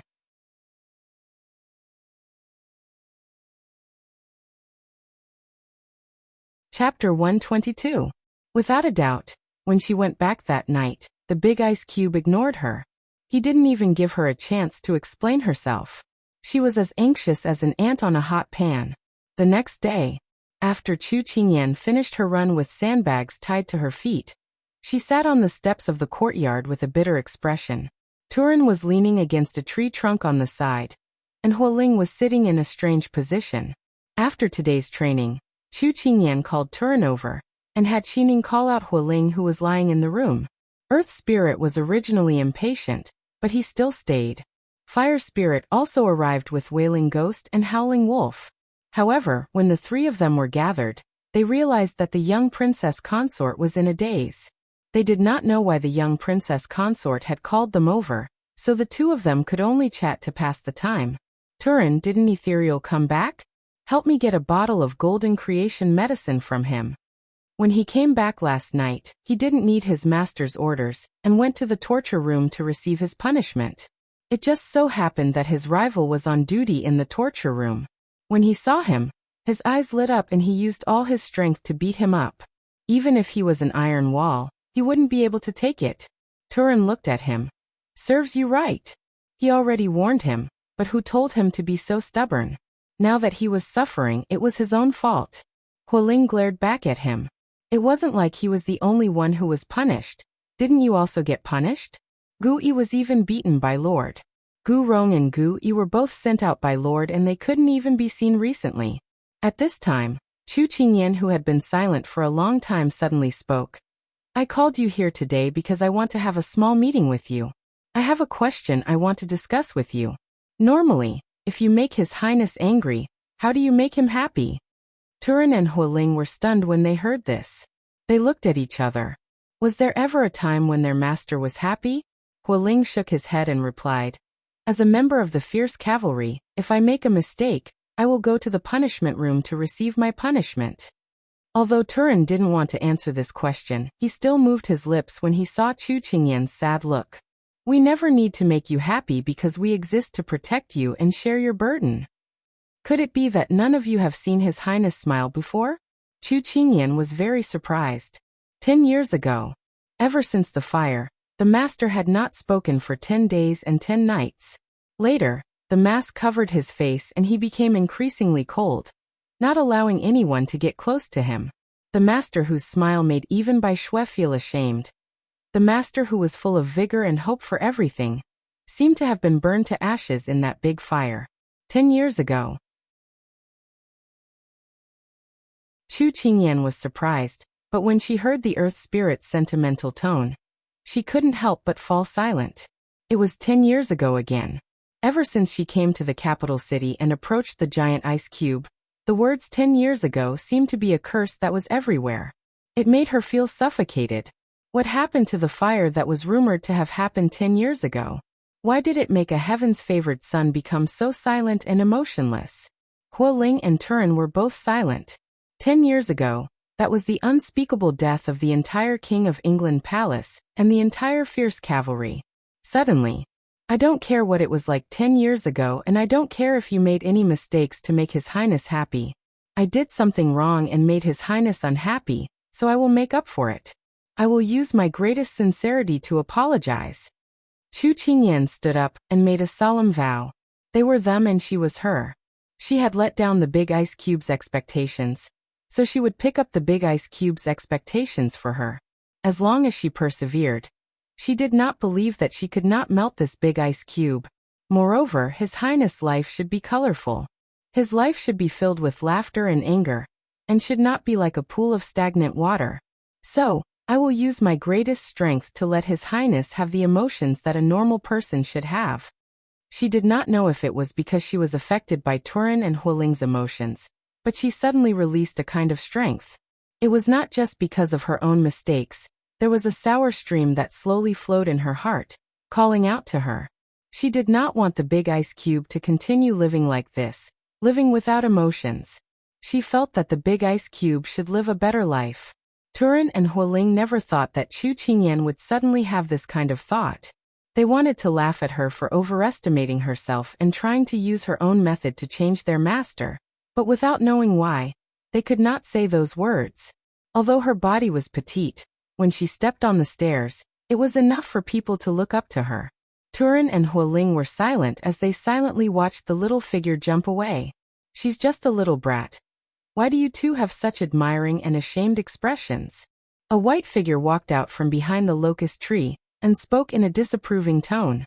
You don't understand. That's because you haven't been in the king's palace recently. The matter between Lord and the little princess, Chi. Huoling glared at a certain person in white clothes and spoke in a displeased voice. The white figure, ethereal. Little princess? I haven't been back for a while, and you're already calling me so respectfully? Chi. Ethereal shook her head and sighed. Huoling was instantly filled with anger. Ethereal, you bastard, I hate your strange tone the most. If you have the guts, fight me. Ethereal laughed. Only martial artists can use force to solve problems. I won't bicker with you. Huoling was angry. You don't have the guts, coward. Turin collected his emotions and glanced at Ethereal. Didn't you come back a long time ago? Why did you only appear today? Ethereal ignored Huoling's clamor and said with a lazy expression. I rushed back for a few days and asked for leave from Lord. I slept for a few days and only woke up today. That's right. Do you know why Lord called me back this time? If my guess isn't wrong, it should be related to Old Master Chu's illness. Turin slowly said. With Old Master Chu's personality, Chi, you're finished. Huoling gloated. Ethereal didn't care at all. You're exaggerating too much. Isn't she just a weak person? Look at how scared you are. Turin and Huoling didn't want to argue with her. When the time came, they would see the result. Father Chu, who was squatting on the side and pestering Huoling to carve a beggar's chicken with wood, sneezed. Was someone thinking about him just now? Chu Qingyan ran to the study as usual, but she was told that Lord didn't want anyone to disturb him. After being rejected, Chu Qingyan didn't give up. After thinking for an hour, she returned to her room and laid out a piece of paper. She picked up a brush and started writing on it. After more than 2 hours, she finally put down the brush. Then she pinched her sore wrist and picked up the pile of paper with a sly smile. Big ice cube, just wait for me to conquer you.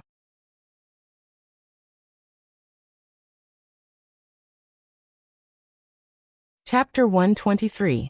On the densely packed paper, there were a few big words written on it. Coaxing the big ice cube to fight. First move. Make your presence known. Chu Qingyan changed out of her training clothes and estimated the time. She knew that the big ice cube was about to come out of the study, so she ran to the door of the study to wait for him. Gu Rong, who had been sent out a while ago, had already returned. She was still the big ice cube's bodyguard and was standing at the door. Little Princess Consort, Lord has already ordered that no one is allowed to enter. You should go back. Gu Rong reminded her with a smile. Chu Qingyan waved her hand and said, It's fine. I won't go in, I'll just wait outside. Gu Rong didn't know what she wanted to do, but she still let her go. After all, Lord didn't say that the little Princess Consort wasn't allowed to stand at the door. At this time the door to the study was opened from the inside, and Xiao walked out in a black robe. When he saw Chu Qingyan standing outside, he walked past her without looking at her. Chu Qingyan immediately followed with her hands behind her back and a smile on her face as she walked beside him. Xiao didn't know why she was acting so strangely. He knitted his brows and walked forward by himself. Second move. Asking about one's well-being is indispensable. Every morning, the big ice cube would go to practice martial arts in the morning. Chu Qingyan asked Hualing for the place where the big ice cube practiced martial arts. She would run there early in the morning and wait for him to finish practicing before immediately following him. Big ice cube, are you hungry? Do you want to eat some of the snacks I had Huangyi prepare for you? Big ice cube, are you thirsty? Do you want me to make tea for you? Big ice cube, are you tired? Do you want me to massage your shoulders for you? Xiao didn't understand why she had become so attentive recently. He knitted his brows. When it came to things he couldn't understand, he would always refuse. But it was hard on Hualing. He hadn't recovered from the beatings yet, and was always dragged around by the little Princess Consort. He said that he was her assistant, but he was just a laborer. Hualing looked at the food box in one hand and the tea set in the other. His head drooped as he cried. Thus, this kind of thing kept repeating. Every day, Chu Qingyan would appear in his line of sight. Whether it was waking up in the morning, eating, or leisure time, there would always be her figure swaying in front of his eyes. Even when she used to be afraid of waking up early to have breakfast with him, she could now see him at the dining table, and she even had to help him put on his official robes. Although he didn't have the habit of letting others help him dress, since she had asked, he didn't have any thoughts of refusing, so he let her be. But what made him not know whether to laugh or cry was that the way she dressed was simply difficult to agree with. Every time he saw her tossing around his official robes, he had a strong urge to slap her away. But in the end he was defeated by her serious and focused look. It seemed that her love was already in his life, pervasive and omnipresent. However, he didn't reject it. On this day, Xiao walked out of the study and didn't see the figure of the person waiting for him. He knitted his brows and then walked into the hall.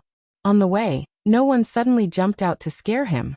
He narrowed his eyes and then sat down on a chair in the hall, but no one asked him if he was thirsty or if he wanted to drink tea. Xiao suddenly had an indescribable feeling. It was as if the normally lively palace had suddenly quieted down. The palace that had never felt so empty seemed to be so big that it made people feel uncomfortable. He wondered if it was because his ears, which were normally disturbed, had suddenly become quiet, so he wasn't used to it. The person who was always chattering by his ear, he didn't know where she had run off to play. He suddenly felt a bit uncomfortable.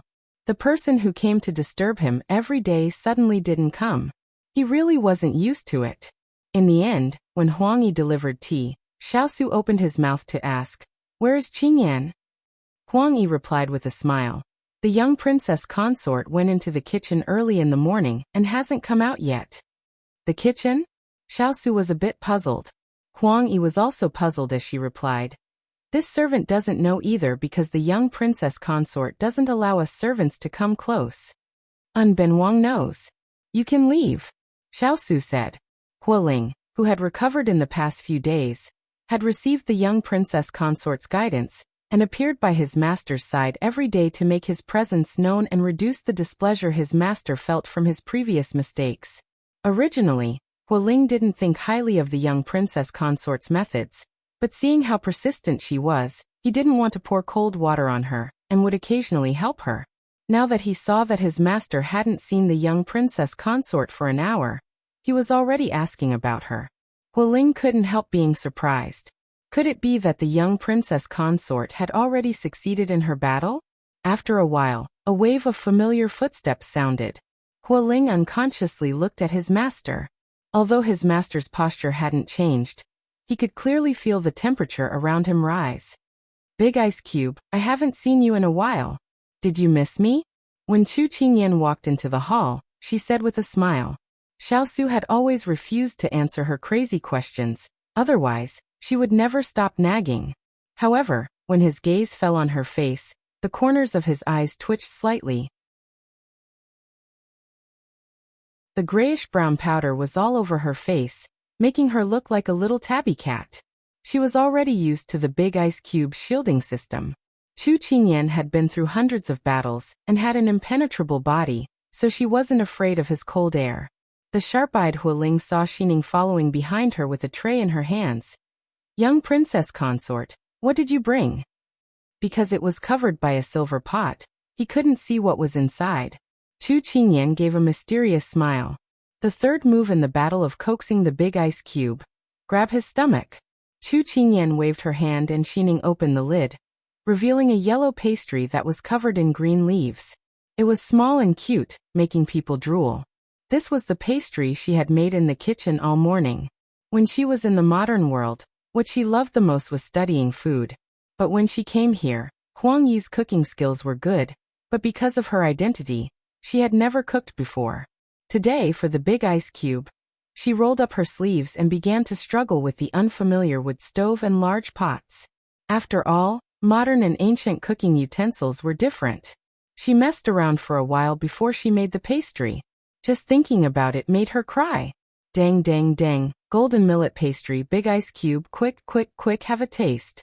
Otherwise it won't taste good when it gets cold. She pushed the plate in front of him and enthusiastically recommended. Xiao looked at the pastry. This king doesn't like sweets. This sentence pushed Chu Qingyan to the bottom of the valley.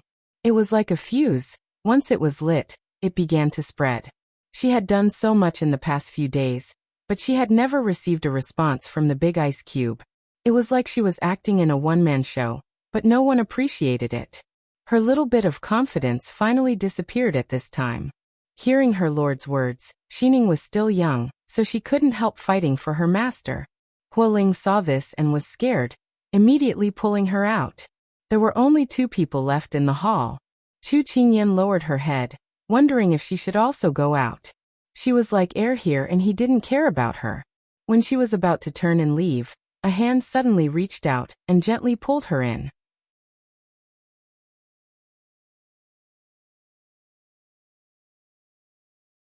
Chapter 124. His cold fingertips and his palm were indeed slightly warm. Chu Qingyan watched in disbelief as those slender and strong fingers led her towards him. Big Ice Cube. She looked up and was a bit confused. Xiao pulled her hand and looked at it in his palm.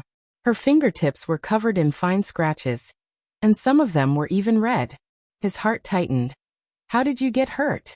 Chu Qingyan was embarrassed and wanted to take her hand back, but with it being held by him, she couldn't move.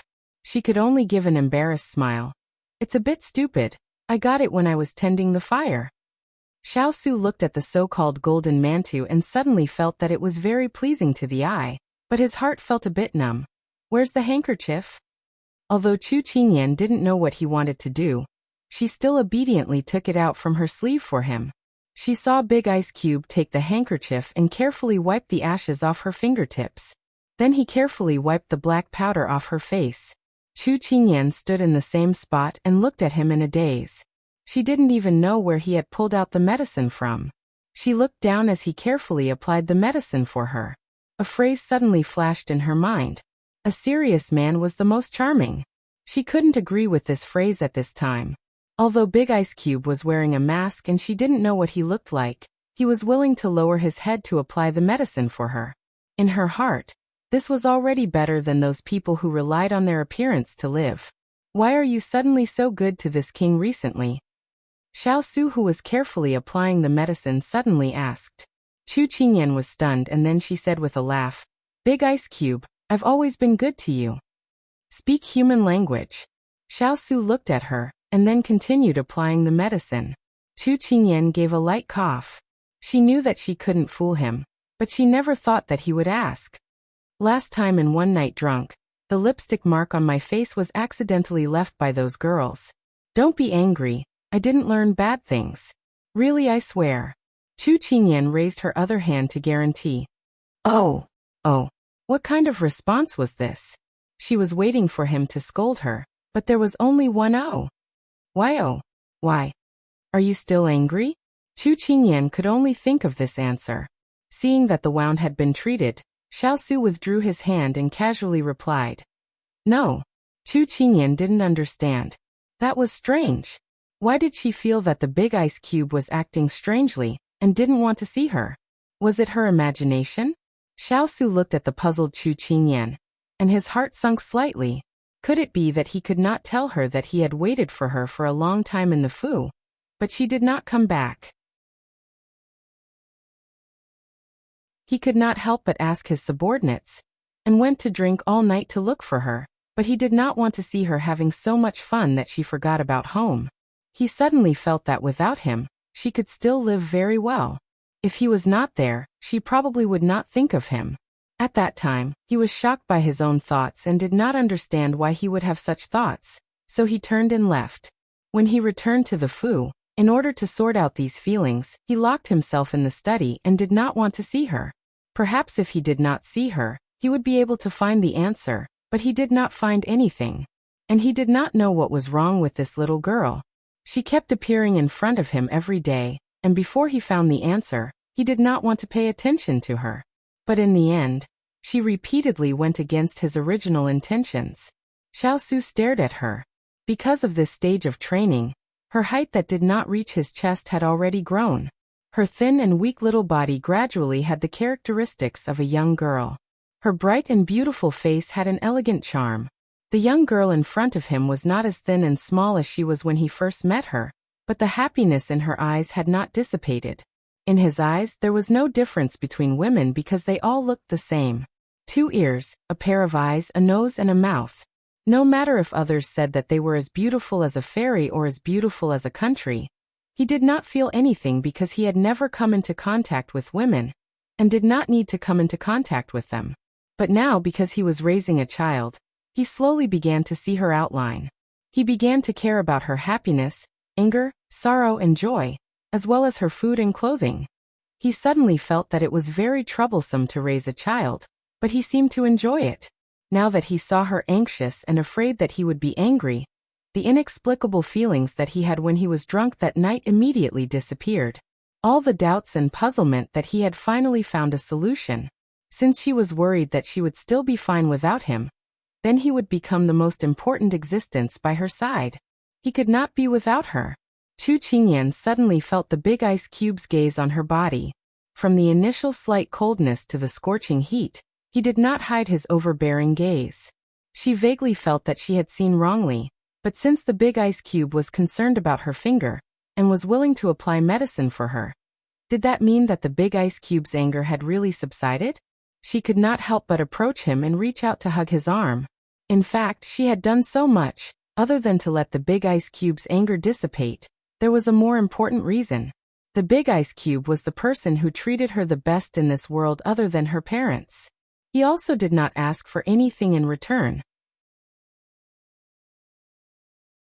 She knew that he had a high status and did not lack gold, silver and jewels, but she felt that he was very lonely. She only wanted to use her care to warm him and accompany him. She did not want him to be cold and live in loneliness. Chu Qingyan, who was immersed in her thoughts, suddenly saw an unbelievable scene. The big ice cube actually picked up the pastry she made and put it in his mouth. You not like sweets? Since you made it, then Ben Wang will eat it. It had to be said, it really was sweet to the point of being sickeningly sweet. Xiao Su could not help but frown. Big ice cube, you're so good. Chu Qingyan happily rubbed against his arm. I'll make non-sweet ones for you in the future. Xiao Su suddenly felt that this pastry was not that sickeningly sweet.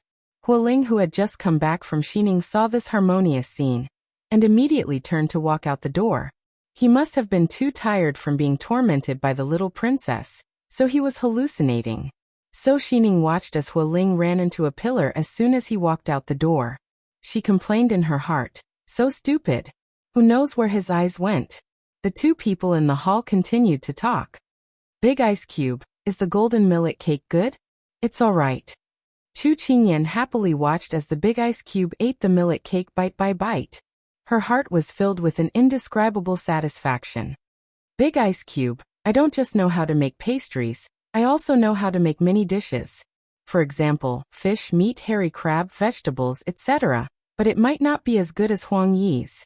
Seeing the person beside him touch her nose and stick out her tongue, Xiao Su curled his lips. Then when he heard the words hairy crab, he suddenly thought of something. This king has something to tell you.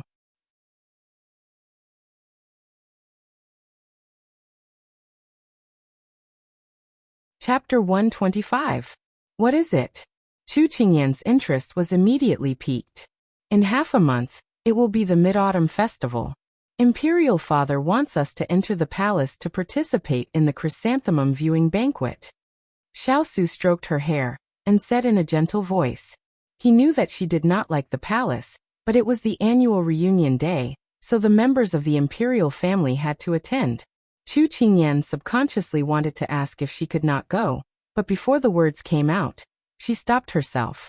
She knew that to outsiders, she was already the consort of the King of England, so it would not be right if she did not attend.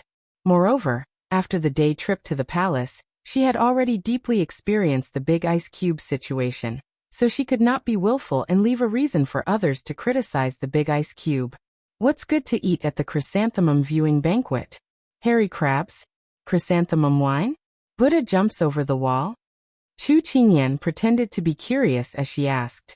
Xiao Su saw that she did not ask if she was going or not, and his heart suddenly let out a sigh of relief. Actually, he subconsciously wanted her to go. Seeing other people laughing and talking, he also wanted to feel the company of his family. Imperial Father and Imperial Mother were too far away, so the only thing he could grasp was the warmth in his palm. There are all of them. If you don't have any, come back and have Huang Yi make some for you. Chu Qingyan smiled until her eyes turned into crescents. Okay.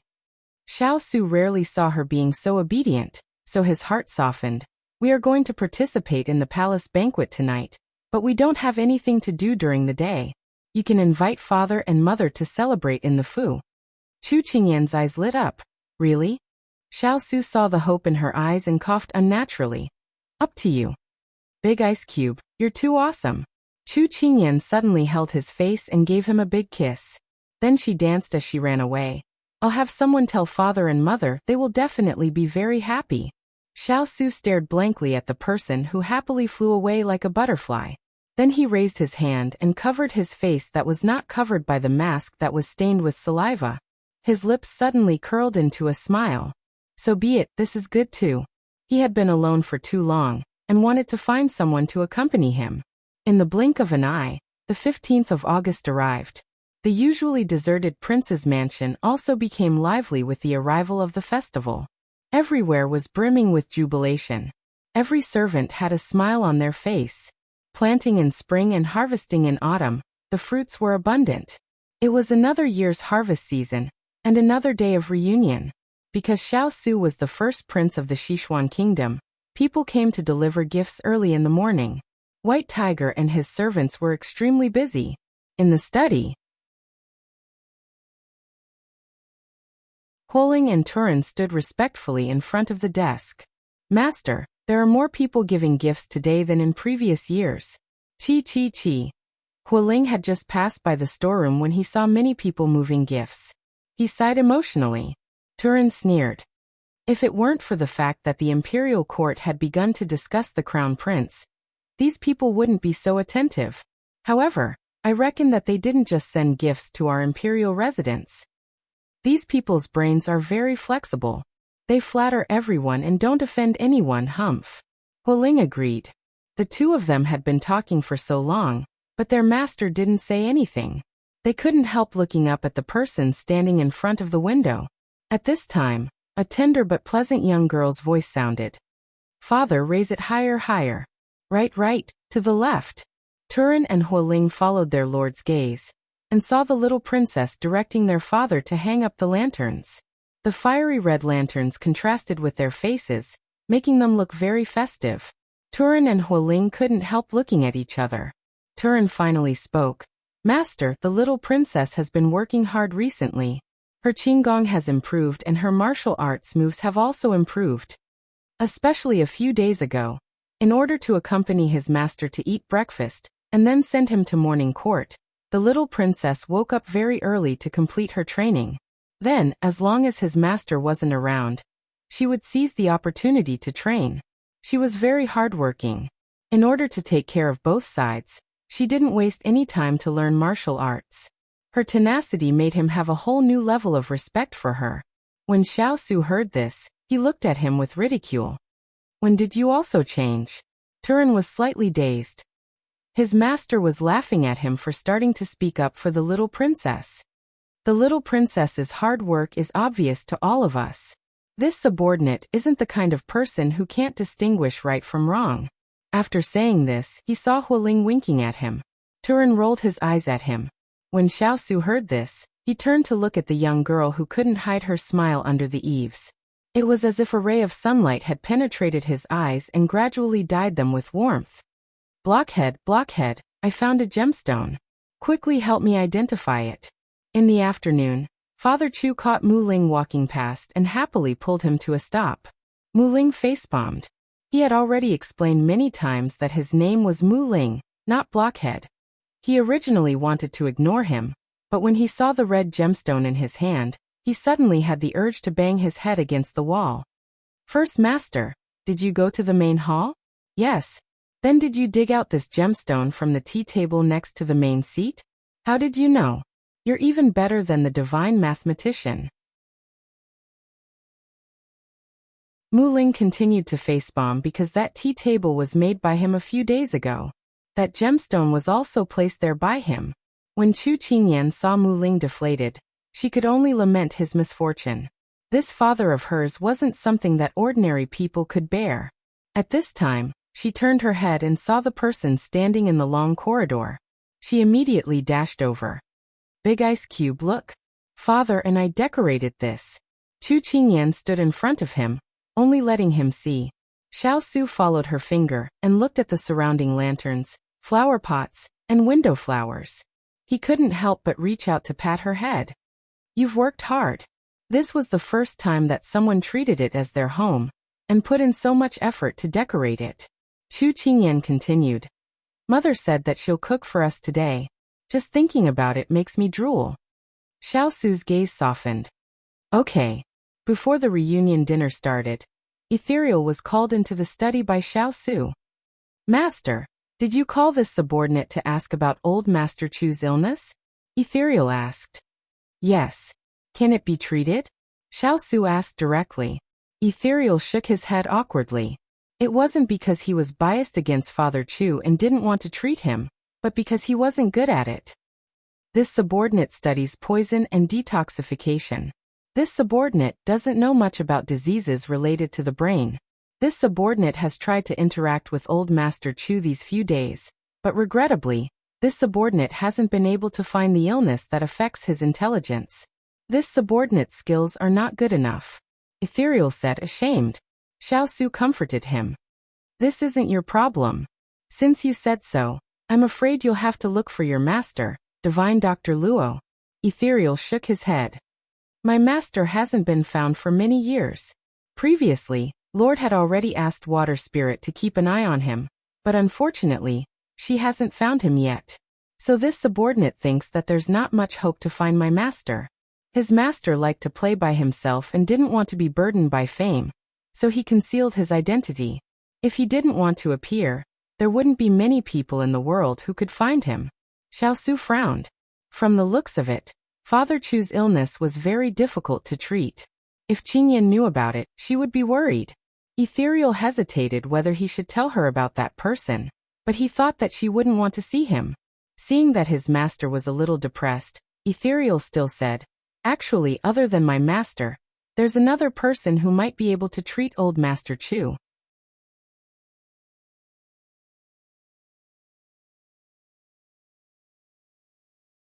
Chapter 126.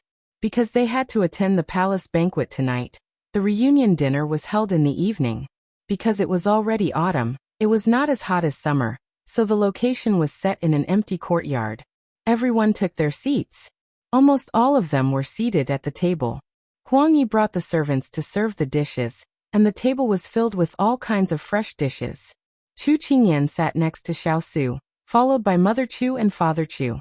On one side of Xiao Su was Chu Qingyan, followed by the four spirits of wood, fire, earth and space, as well as Steward Bai. The rainbow-colored maidservants sat together with the other maidservants, and the manservants sat around their own tables. Because it was a reunion dinner, there was no distinction between master and servant. Everyone was happy. In the past, there were also reunion banquets in the residence, but they were mostly attended by the servants. Xiao Su basically didn't appear. He was originally a cold person. With him around, the servants simply couldn't let go of their hands and feet. Rather than this, it was better to let them play by themselves. This time, Chu Qingyan strongly requested for him to be present, so he did not refuse. Moreover, with the clown Father Chu and the talent Hualing who was good at livening up the atmosphere, the entire reunion dinner was filled with laughter. Xiao Su swirled the wine cup in his hand. It was like through the wine, he could see the warmth of the sunset and the coldness in his eyes had been washed away. Chu Qingyan saw everyone drinking and she could not help reaching out to pour wine, but her hand was slapped away by a hand. Chu Qingyan turned to look at the person who slapped her. "I want to drink." "No, children can't drink," Xiao Su said in a tone that could not be refused. "I'm not a child, I'm already a grown-up." Chu Qingyan felt that sometimes her identity as a 10-year-old was very good. She could use it as a cover for her mistakes, but sometimes she felt that this identity was very awkward. Every time she wanted to do something, it was a kind of restriction. For example, she wanted to taste this fruit wine, but she was not allowed. Xiao Su faintly glanced at her. "Wait until you're of marriageable age before saying this to this king." Chu Qingyan angrily put down her wine glass and gobbled down her food. The big ice cubes really spoiled the mood. Father Chu, who was playing the drinking game with Hualing, heard this and turned his head. He shouted at his daughter, "My son-in-law is right. Kai, you have to be obedient." Chu Qingyan lowered her head even more. Even her father was standing on the ice cube's side. How was she going to live her life? Chu Machen's mother shook her head and laughed. She said to her daughter who was busy eating, "Don't eat so much, or you won't be able to eat when we enter the palace later." Xiao Su replied, "It's fine. The palace banquet only has some exquisite and beautiful dishes. It's not enough to fill the gaps between her teeth. It's good that she's eating something now. Otherwise, she won't be able to last until we return home." Chu Machen's mother was surprised that the King of England would reply to her. Originally, she was worried that her daughter would be wronged if she stayed in the prince's estate. After all, the rumors about the King of England outside were not good. But when she saw with her own eyes how he cared for her daughter, she suddenly felt that the rumors outside were not true. People had to see it with their own eyes. Towards this son-in-law who was bestowed by the emperor, Chu Machen's mother had always respectfully distanced herself from him. Now she didn't know if it was because of the reunion or because she was affected by his words, but Chu Machen's mother felt pity for this child who had not been favored since he was young. "Lord, you also have to eat more. Otherwise, the palace banquet will be long and you'll starve." Xiao Su felt Chu Machen's mother's concern and nodded slightly at her. At this time, Chu Machen's father also echoed, "Son-in-law, I heard that there will be a lot of beautiful chrysanthemums at the chrysanthemum banquet. When you come back, remember to help me secretly bring back a few pots." Xiao Su automatically ignored it. Everything was an illusion. It was going to be night soon. The carriage to enter the palace was already prepared. Chu Qingyan and Xiao Su got up and left first. The rest of the people continued to eat and drink. Sitting in the carriage, Chu Qingyan burped. Then, she lifted the curtain and looked at the gradually setting sun outside the window. She sighed. It had been half a year since she came to ancient times. Time passed quickly and she couldn't grasp it. Big ice block, can you do me a favor? Chu Qingyan turned her head and looked at the person who was resting with his eyes closed. Xiao, who rarely saw her so serious, slowly opened his eyes. What is it? Chu Qingyan told him the thing that she had been thinking about for a long time. Many years ago, my father hit his head and lost his mind. I want to ask for your help. Let Ethereal take a look at my father. She had made this request to Ethereal before, but it seemed that he was biased against her and ignored her. Her father's illness had been going on for 10 years. She felt that it couldn't be delayed any longer. I'm afraid that Ethereal can't do anything about your father's illness. He had already discussed this with Ethereal. Hearing this, Chu Qingyan's expression darkened. She had heard that Ethereal's medical skills were amazing. Even the imperial physicians in the palace couldn't compare. She had placed her hopes on him, but now that her hopes were dashed again, she had a headache.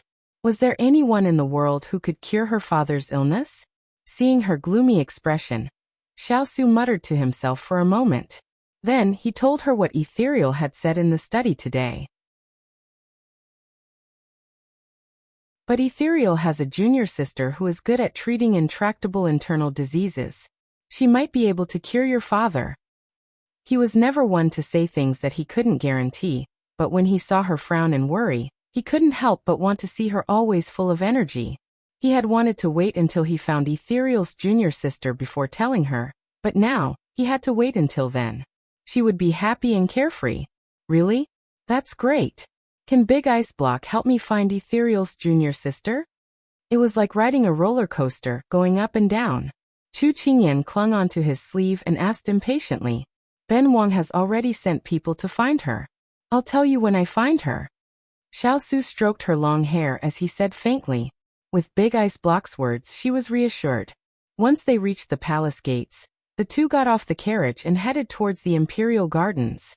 When they reached the entrance, a palace maid curtsied to Xiao and then said that the empress had important matters to discuss with him. Xiao thought for a bit and then lowered his head to say to Chu Qingyan in front of him, "You go over first, Ben Wang will be there in a bit." When Chu Qingyan heard that Empress Liang had important matters to discuss with him, she obediently agreed. Xiao said a few words to the eunuch leading the way, and then turned to leave with the palace maid. However, after taking a few steps, he stopped, turned around, and waved at Chu Qingyan. Chu Qingyan walked forward in confusion. What is it? Xiao slightly leaned over and said to her with a serious expression, "You have to remember your identity. You are the consort of the King of England, which represents this king's identity. If anyone dares to bully you, then bully them back. There's no need to be polite. You don't have to be afraid of any trouble. Ben Wang will deal with it for you." Chu Qingyan's eyes lit up like stars. How domineering was he? This kind of man was the most charming. "As you command." Chu Qingyan put her fingers together and pointed to her temple, making a standard military salute. Seeing the Big Ice Block's departing figure, Chu Qingyan rubbed her hands together. With the Big Ice Block's words, she felt relieved and straightened her back. "Come on, little fairies. I have a backer, so I'm not afraid of you." After shouting in her heart a few times, as if she had triggered a summoning order, a sharp female voice sounded in her ears. "Yo, look who this is."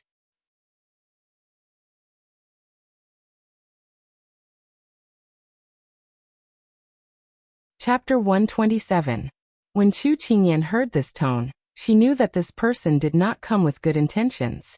However, the other party did not mention her name, so there was no need for her to admit that the other party was talking about her. Thus, Chu Qingyan ignored her and followed the eunuch who was leading the way. The one in front stopped. She did not expect that the other party would ignore her. Just now, her tone was dragged and sharp, but now it was filled with exasperation. The one in front? Which one was that? Chu Qingyan expressed that she did not know and continued to walk. Then footsteps came from behind. Chu Qingyan frowned. That person had passed by her and stood in front of her.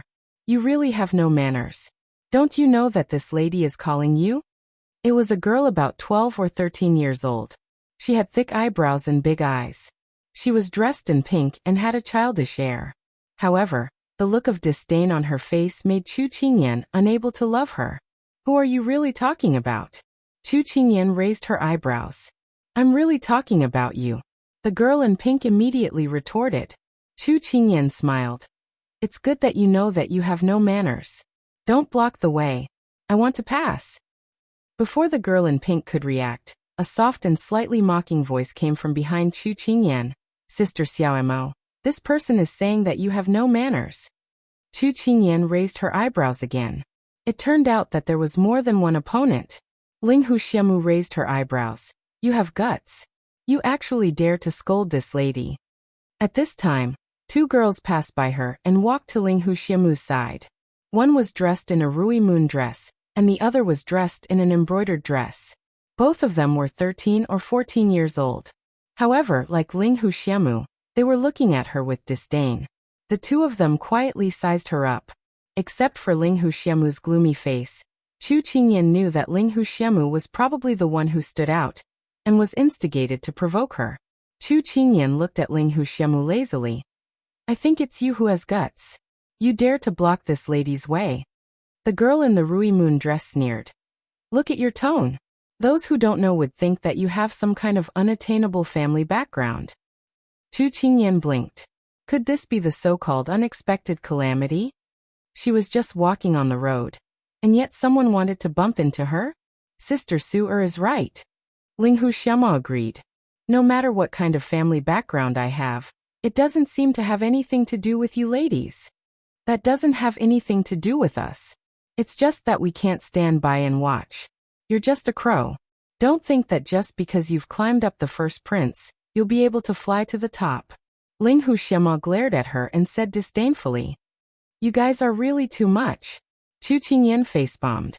She had no interest in quarreling with these little girls. Haha, Chu Qingyan, who do you think you are to speak to us like this? The gentle yet slightly mocking voice from before came out of the mouth of the woman in the embroidered dress. Sister Lingqing is right. You lowly crow. Ling Huxiamu put her hands on her waist and said with disdain.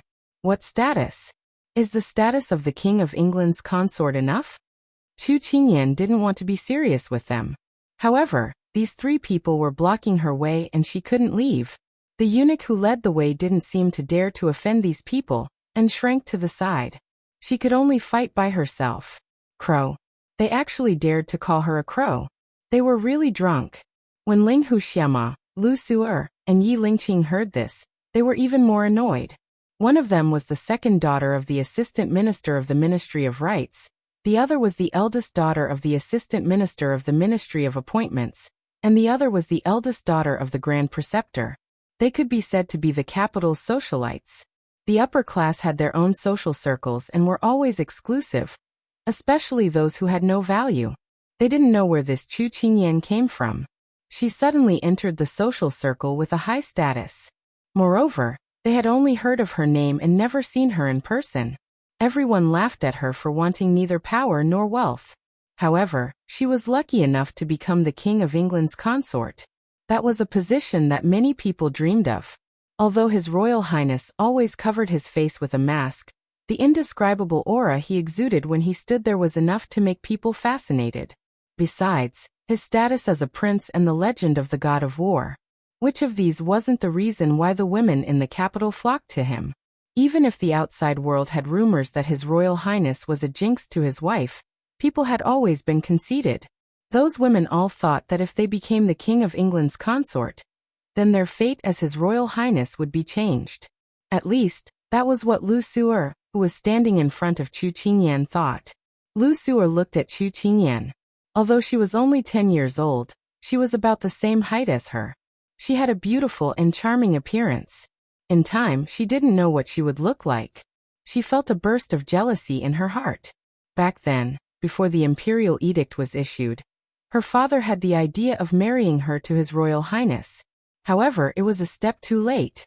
His Majesty had already bestowed marriage to Chu Qingyan to His Royal Highness. During those few days, she was so angry that she couldn't even eat. So now that she saw Chu Qingyan, She couldn't wait to tear her face to shreds. As for Ling Xiaoma and Yi Lingqing, they were looking for trouble with Chu Qingyan not because of Xiao Su, but because of Xiao Ran. The first prince, Xiao Su, was the eldest son and had the most support. Although the second prince was talented, he was dissolute by nature. Most of the ministers in the court had prejudice against him. The third prince was sickly and only accompanied by medicinal soup all day long. It was likely that he was not fated to be the crown prince. As for the fourth prince, he was the most favored by the Sichuan emperor. He was talented and intelligent, so his support was not low. Therefore, although Ling Xiaoma and Yi Lingqing were young, they often heard their father discussing the current state of the court at home. Because their family wanted them to become phoenixes, they had been eyeing the position of the fourth consort for a long time. However, not long ago, there was a rumor that the fourth prince often went to the King of England's residence, not to find the King of England, but to play with the future consort of the King of England, Chu Qingyan. Therefore, there were rumors that Chu Qingyan had ulterior motives and wanted to have a foot in both boats. She wanted to use her beauty to seduce the inexperienced fourth prince. Therefore, there was the scene of the three women besieging Chu Qingyan.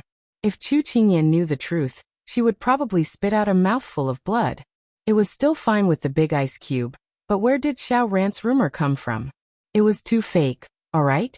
At this time, a master and servant walked over from afar. When they saw the scene in front of them, the servant said to the master beside him, "Miss, it seems that the rumor you let this servant spread has worked. Not bad, well done. I want Chu Qingyan to become a rat crossing the street and being shouted at by everyone." A sinister voice spat out from those red lips, carrying a bit of strangeness. This master and servant pair were none other than the granddaughters of Grand Tutor DG, Yao Yingrua and Lu Yi, whom Chu Qingyan had met once on the street.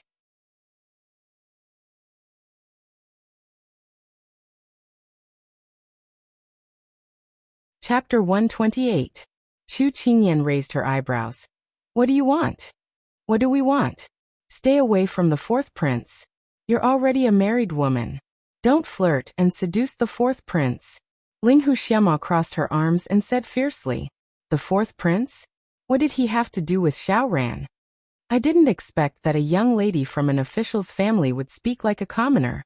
I wonder how the elders in the family would feel if they knew that the daughter they raised was like this? Besides, the fourth prince is the fourth prince and I am me. We're completely unrelated.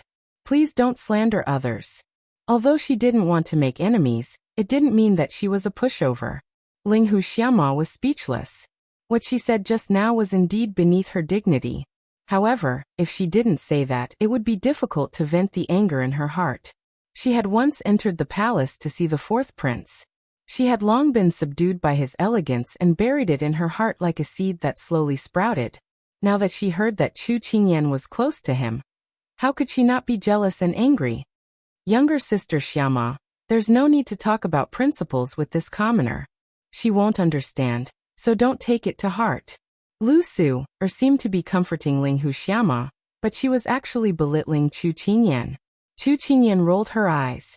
She wasn't in the mood to fight with these little girls. The chrysanthemum viewing banquet is about to begin. I'll have to trouble you to move aside. Otherwise you won't be able to bear the consequences if you miss the time. Chu Qingyan didn't wait for them to react and walked forward. Just as Chu Qingyan brushed past them, Ling Xiaomo and the other two exchanged glances. One of them pretended not to care as she stepped on Chu Qingyan's skirt. Another lifted her leg to trip Chu Qingyan while the last raised her hand to push Chu Qingyan away. The three of them acted in one breath. It was unknown whether it was because they had done this many times or because they were sisters, but in the blink of an eye, a conspiracy was formed. No matter which one of them failed, they would be the next substitute. It could be said that everything was linked together. However, Chu Qingyan, who had been paying attention to their movements, chuckled softly when she saw this. Her body, which had been trained in Qinggong, was extremely agile. With a sway of her body, she had already dodged the foot that was pressing down on her skirt. Then she stepped on the foot that was tripping her. Finally, she casually raised her hand and waved it towards the hand that was about to push her away.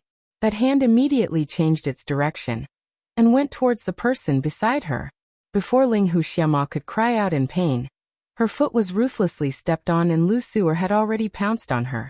The two of them lost their footing and fell backwards, crashing into Yi Lingqing, who had not retracted her foot in time.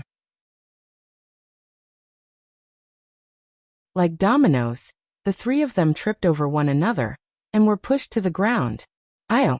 Chu Qingyan turned around as if she had been frightened. Ah! Why are the three young mistresses lying on the ground? Did he want to experience the feeling of having the sky as his blanket, and the earth as his bed? Although it's already night time, it's not time to rest yet. Besides, the location is not right. Chu Qingyan's voice was just right to exclaim in surprise. Her face was full of confusion, as if she was just a bystander. The three of them who had fallen on their backs knew that it was all her doing. Falling down in the imperial palace was such a shameful thing. If news of this spread, they would lose all their face. Ling Wuxia flew into a rage out of humiliation. She struggled to get up from the ground and staggered to Chu Qingyan. Raising her hand, she wanted to slap her face. She even shouted, "You despicable person, you actually sneak attacked me when I was unprepared. See if I don't smash your mouth." Halfway through, her raised hand was easily caught by Chu Qingyan. Ling Wuxia struggled, but she could not break free. She suddenly panicked. "You slut, let go of me." Chu Qingyan pulled her close and saw the fear in her eyes. She revealed her white teeth eerily and said close to her ear, "You really are stupid. You were instigated to stand out and still think that you're infallible. Who told you that this young lady is on good terms with the fourth prince? Don't be sold by others and still help them count their money." Also, at this point, Chu Qingyan's gaze swept towards Lu Suer and Yi Lingqing, who had just gotten up from the ground. Her eyes suddenly turned cold. This young lady hates people who play tricks the most. If you have the ability, then continue to come at me. This young lady has been feeling bored out of her mind recently. I don't mind playing with you. With that, she exerted force and threw Ling Wuxia towards the two. Lu Suer and Yi Lingqing, who had just steadied themselves, were knocked back 2 steps by Ling Wuxia. Fortunately, there was a large rock behind them. Otherwise, they would have fallen and become dizzy. Chu Qingyan, don't be so smug. You'll have to move in and out of the capital eventually. The circle is only so big. Be careful of retribution. Lu Suer pointed at her angrily. Chu Qingyan chuckled. If you haven't done anything wrong, you won't be afraid of ghosts knocking on your door in the middle of the night. You guys, on the other hand, pay attention to your door at night. Lu Suer and the other two shuddered, but they did not want to lose their momentum. In the end, Yi Lingqing put on a strong front and said, "Chu Qingyan, remember this. We are irreconcilable with you. Go ahead." Chu Qingyan shrugged her shoulders nonchalantly. The three supported each other and glared at her fiercely before fleeing. They were just 3 children with poor fighting skills. Chu Qingyan did not really care about them. However, after fighting with them, Chu Qingyan discovered a crucial problem. They had food to eat. The youngest was 12, and the oldest was 14 or 15. However, the way they handled things and spoke had clearly exceeded her understanding of children. It seemed that she had overlooked something. Children in ancient times were different from children in modern times. Children in ancient times were already biological children at 15. Therefore, children at 12 or 13 years old were terrifyingly smart. Their knowledge of the ways of the world was no less than that of a modern adult. She had always thought that she had the appearance of a 10-year-old, so she had never dared to show her other side. Her behavior was like that of a child.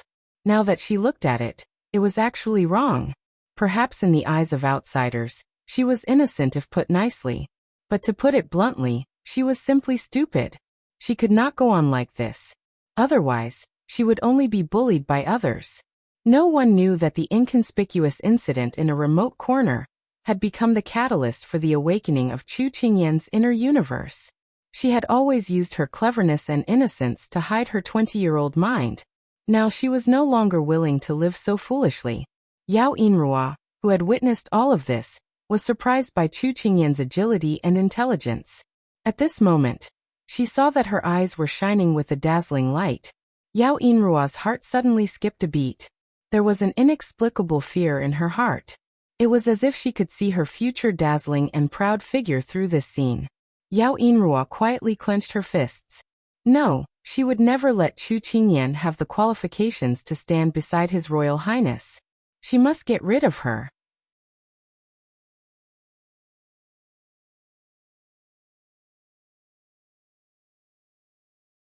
Chapter 129. Chu Qingyan stood in place for a while. Just as she was about to leave, she heard the familiar ringing of the pagoda bell. She turned around and saw Su Jian dressed in green monk robes. Behind him was a verdant black bamboo, which made him look tall and handsome. Master, long time no see. Chu Qingyan curtsied to him. Although he had tried to persuade her to enter Buddhism and angered her, he had saved her twice after all. She could not forget his life-saving grace. Almsgiver Chu, how have you been? Su Jian walked over step by step with a smile. Although he was dressed in simple monk robes, they were sewn from the most precious Indian silk. With each step, they flowed with a low-key luster, just like his status. He was hidden in the city, but also unapproachable.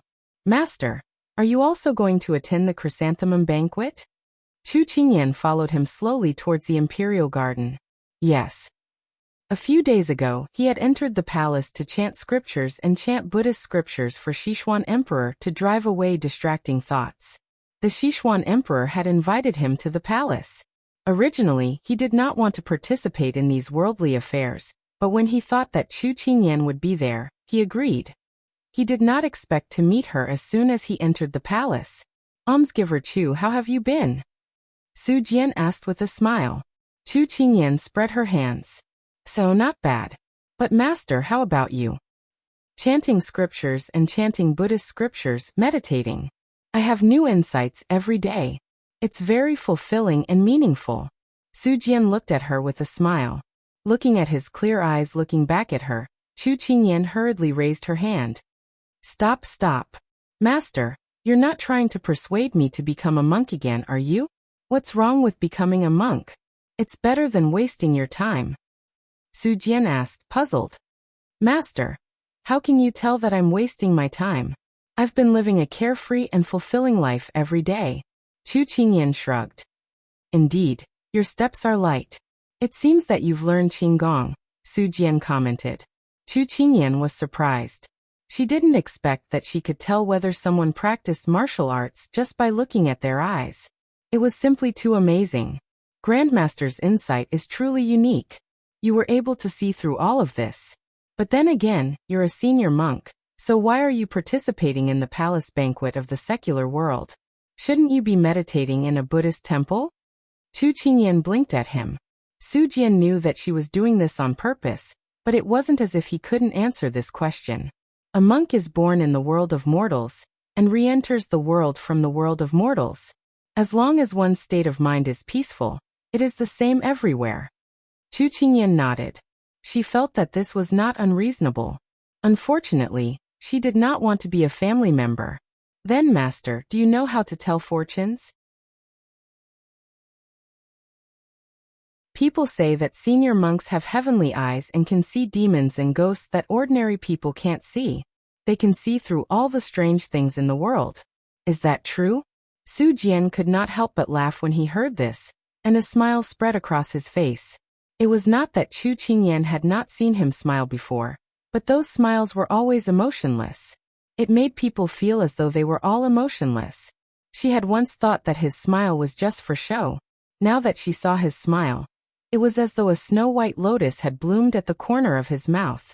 It was so pure, and so fascinating. TSK, TSK, TSK. As expected, people with good looks would be pleasing to the eye no matter what they did. Seeing that Chu Qingyan's gaze was fixed on his face, Su Jian retracted his smile. After thinking for a moment, he explained, I am a disciple of Buddhism. Apart from my Buddhist heart, I am no different from a commoner. I also don't have heavenly powers. However, almsgiver Chu seems to have misunderstood. A Buddhist disciple's mission is to enlighten others, not to tell fortunes. Chu Qingyan pursed her lips. She felt that her question had been a little abrupt. Just as she was about to change the topic, she heard Su Jian speak again. However, sometimes we can see things that you can't. For example, your future. My future? Chu Qingyan widened her eyes. Didn't this person just say that he was also a layman? How did he change his tone so quickly? Was he sure that he wasn't a charlatan? That's right. It's precisely because I can see your future that this penniless monk enlightens you to become a monk. If you continue to persist in going about things the wrong way, and remain in the mortal world, there will be a great calamity in the future. You will harm yourself and implicate the people around you. Su Jian looked into her eyes and said seriously. However, when Su Jian finished speaking, Chu Qingyan couldn't help but hold her stomach and laugh. Great master, just now you said that Buddhist disciples aren't fortune-tellers. Why are your words so mystical now? If you set up a stall and say that you tell people's fortunes, it would really make it sound like that. Su Jian saw that she was laughing so hard that he kept a straight face and said, Almsgiver Chu, a monk doesn't lie. Chu Qingyan slowly stopped laughing when she saw that he was still as untouchable as ever. She stood up straight, her eyes still twinkling with laughter, but there was also a hint of wisdom and intelligence in them. Grandmaster, have you ever heard that a fortune that has been divined before is inaccurate? That is because one's fate cannot be divined. Once a fortune is divined, it will be influenced by one's subjective consciousness, and its trajectory will be changed. That is why, as you said earlier, my fate has already been changed. Chu Qingyan raised her head and looked at the slightly surprised Su Jian. Her lips curled into a confident smile. I, Chu Qingyan, have never believed in the heavens, nor did I believe that anyone can control my fate. A person's hand has 3 strings: life, marriage, and career. People say that these 3 strings determine a person's fate, but they're wrong. When we clench our fists, our fate is actually in our own hands.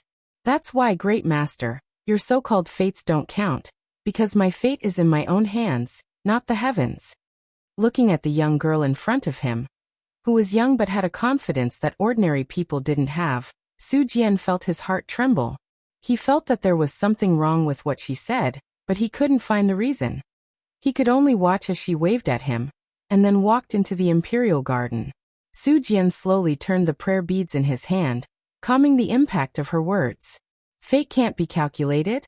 My fate is in my own hands, not the heavens? Su Jian was a little confused. Then was it wrong for him to take her to Buddhism?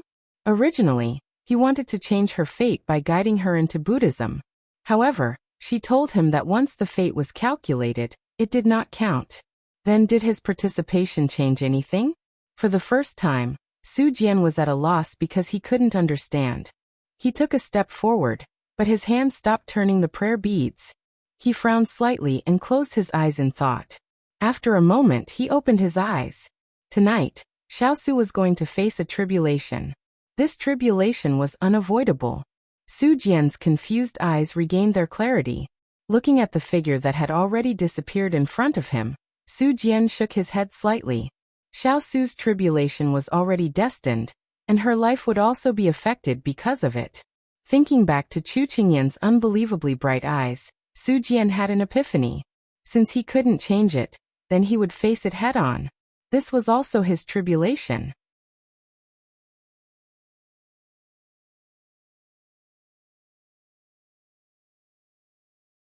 Chapter 130. How are the preparations going?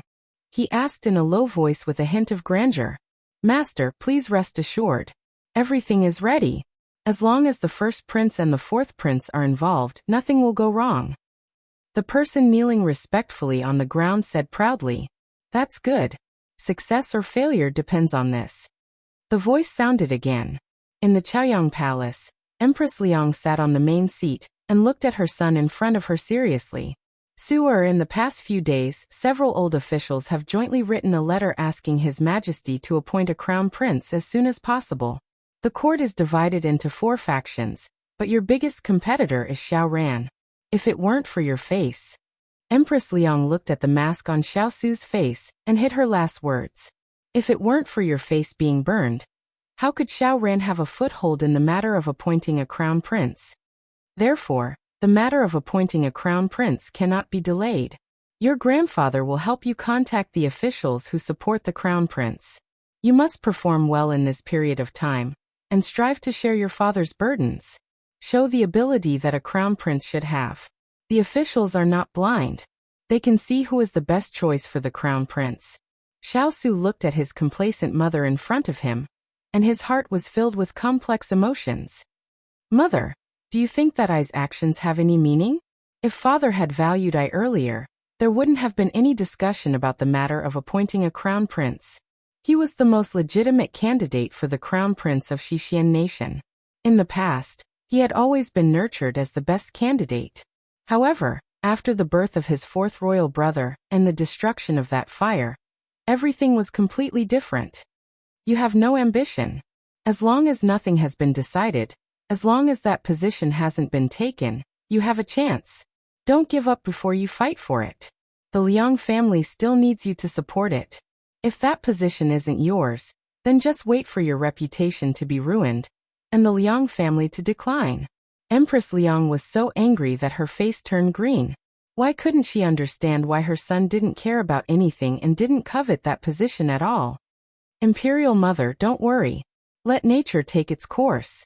He didn't want to argue with his Imperial Mother every time they met, so he could only use these words to brush her off. Empress Liang laughed angrily. Let nature take its course? Don't you know that a lot of things just go along with it? No matter what, you have to fight for me. If you don't get that position, I won't acknowledge you as my son. Xiao Su frowned slightly as an indescribable loneliness flashed across his eyes. I understand. Seeing that he agreed, Empress Liang was slightly relieved. It's about time. It's time to attend the palace banquet.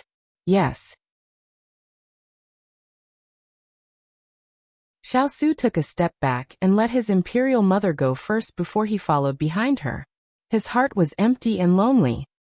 He didn't know if the little fellow could handle it by herself. Just now, he had already instructed one of his subordinates to take good care of her. The imperial garden was surrounded by palace lanterns. It was as bright as day, driving away the darkness and bathing everyone in the colorful light. Red, orange, yellow, green, cyan, blue, and purple colors intertwined and overlapped with each other, adding to the colorful atmosphere of the banquet. When Xiao Su walked into the imperial garden, he saw Chu Qingyan smiling brightly under the lights. His heart, which had always been worried about her, was finally put down at ease. Seeing Big Ice Cube, Chu Qingyan immediately waved at him secretly.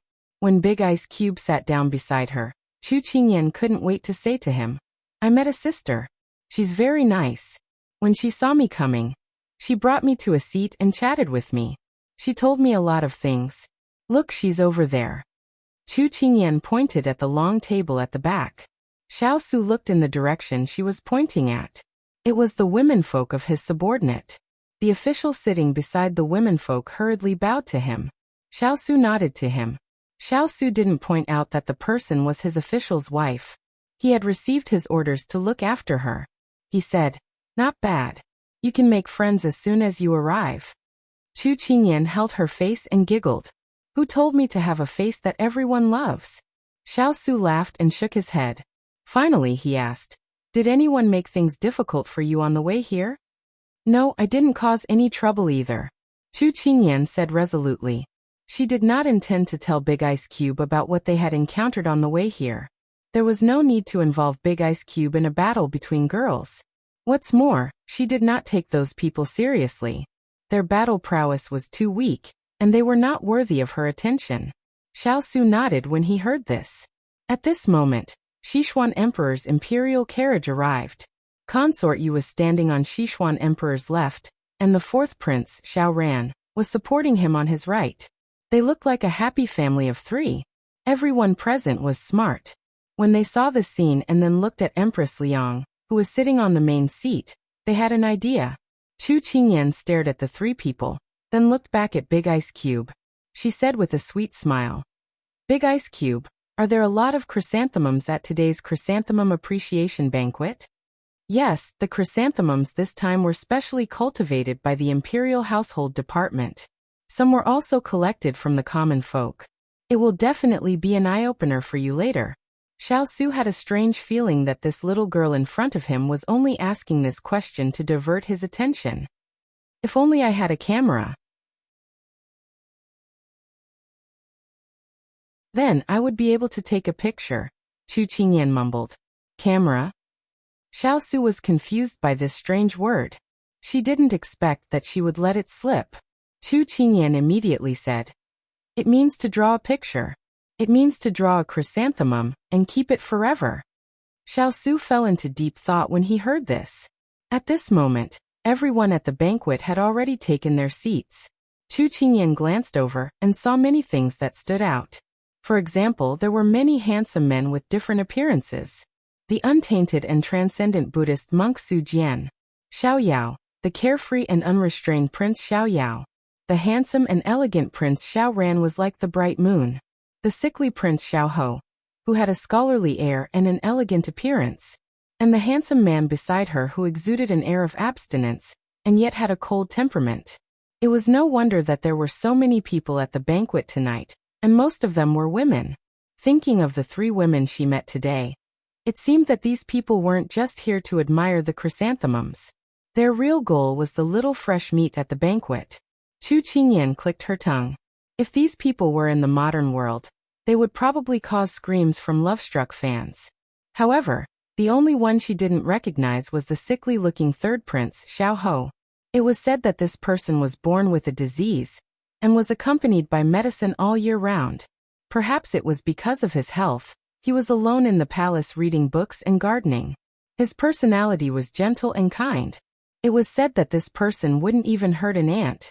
However, would someone who lived in a cruel imperial family really be so kind? She couldn't be blamed for thinking too much. It was just that she had watched too many palace dramas.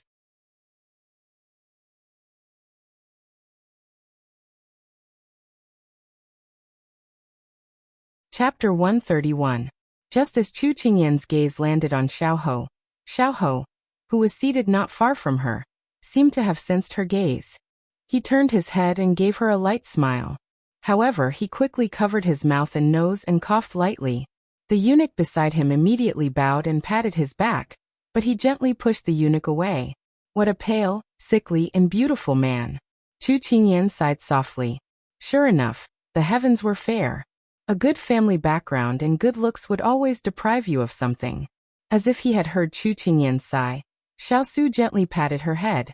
Don't look around. Focus. Chu Qingyan finally retracted her gaze, and listened attentively to the Sichuan Emperor's congratulatory speech. Soon it was time to present the gifts. As the eldest prince, Xiao Su was the first to present the gifts. Xiao Su presented a painting of a pine tree that was extremely difficult to find in the world. The Sichuan Emperor loved to admire famous paintings the most. Since the painting of the immortal had passed away a long time ago, his paintings were even harder to find. It was said that this pine tree painting was something that he had left behind before his death, but it had long since disappeared without a trace. Who would have thought that he would be able to see the splendor of a famous master on this mid-autumn festival? The Sichuan Emperor glanced at the painting and said, "Thank you for your thoughtfulness." Then he ordered someone to put it away. In the eyes of the ministers, this scene made them think that something was amiss. They originally thought that the emperor, who loved paintings as much as his own life, would definitely praise the eldest prince greatly. However, they didn't expect the emperor to be so calm. Could it be that the emperor was so calm because of the commotion over the succession of the crown prince? However, the minister's suspicions were dispelled when the fourth prince, Xiao Ran, presented his gift. The second prince presented a rare luminous pearl from the southern sea, which received the Sichuan emperor's praise.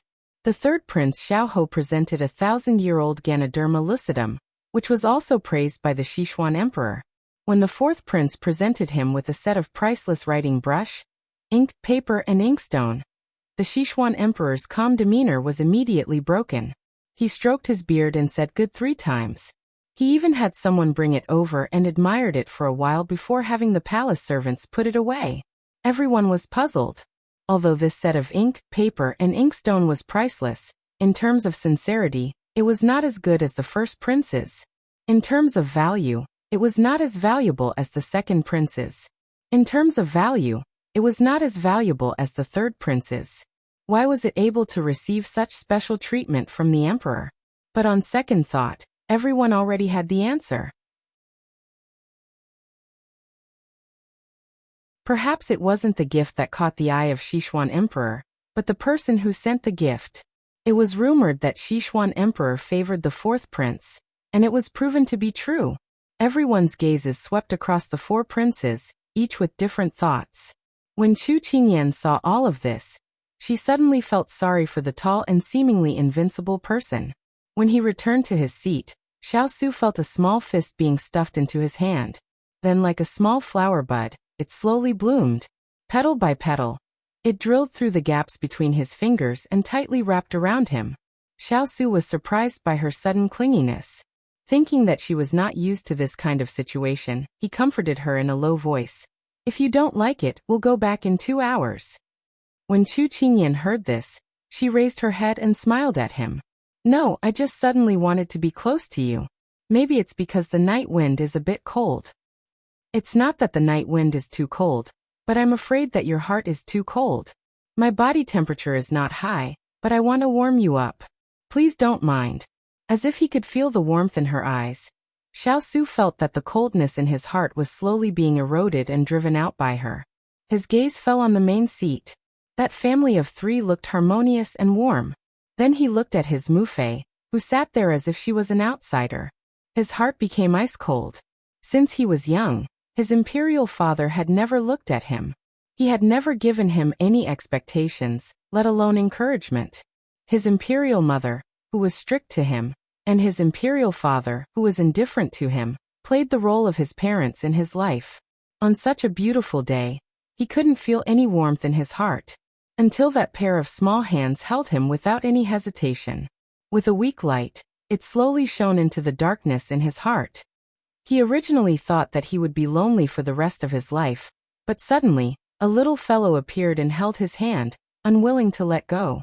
He felt that it was not bad to bring this burden along. If we leave early, we might be able to make it in time for the banquet. His voice became a bit soft, but it was no longer as cold as before. Chu Qingyan thought that her parents were still in the palace and her face immediately lit up. And when we go back, I must properly taste that fruit wine. Big Ice Cube can't stop me. His eyes reflected her carefree smile. Xiao Su unconsciously tightened his grip on her hand. Okay. Chu Qingyan was a bit surprised. Suddenly, she felt that the gentle Big Ice Cube was really charming. Osmanthus blossoms all over my head. Which family's youth was so romantic? Very quickly, it was time to admire the chrysanthemums. The head steward of the imperial household department led the palace servants into the imperial garden, in an orderly manner. Behind them were more than 100 palace maids, each of them holding a flower pot in their hands. Inside the flower pot were different kinds of chrysanthemums. The first to enter everyone's eyes was the black peony. It had a bright red color, the peony of the chrysanthemum. Then there was the jade plum. The leaves were long and thin, the color was snow white, and the center of the chrysanthemum was dyed a light yellow. Very quickly, the flowers were mesmerizing. There were graceful jade phoenixes, snowflake-like seas, shy women, beautiful celestial mushrooms, dancing swans, noble black chrysanthemums, white celestial peonies. There were too many to count because everyone had already become fans of these chrysanthemums. Chu Qingyan didn't even dare to blink, afraid that she would miss these precious chrysanthemums. She had seen some of them at the chrysanthemum exhibition before, but there were even more that she had never seen before. Xiao Su saw that she was dazzled, so he let her go out to admire. Because the chrysanthemums were all piled up in the center of the imperial garden for the palace servants to admire, many people left their seats and went closer to see these rare and precious flowers. Chu Qingyan also joined the army of fans. Xiao Ran, who was on the side, had been paying attention to Chu Qingyan. When he saw her leave, he also stood up and walked over. After not seeing her for a while, he found that she had already grown taller and was even more radiant. The feelings of longing that he had hidden began to flood out when he saw her from afar. Qingyan. Chu Qingyan heard someone calling her and turned her head to look. She saw Xiao Ran standing in the crowd. He was wearing a snow-white brocade robe decorated with fine sapphire blue patterns. He had sapphire blue sleeves and a sapphire blue belt. Blue and white. It made this person stand tall and handsome. Chu Qingyan shook her head. Sure enough, it was a beauty that could bring disaster to people. When Chu Qingyan turned her head, Xiao Ran's heart had already skipped a beat. Thinking of clothes in the clouds, face in the flowers. The spring breeze brushed the railings and the dew was thick. If not seen on top of the Jade Mountain, would be met under the moon in the Jade Pavilion. In the sea of flowers, she had a beautiful head and beautiful eyebrows. She smiled sweetly. She was wearing a white soft silver lily dress, which made her figure slender, gentle, and beautiful. Xiao Ran couldn't help but be stunned. Ling Hu Xiaomu and the others who had been paying attention to Xiao Ran almost tore the embroidered handkerchief in their hands when they saw this scene.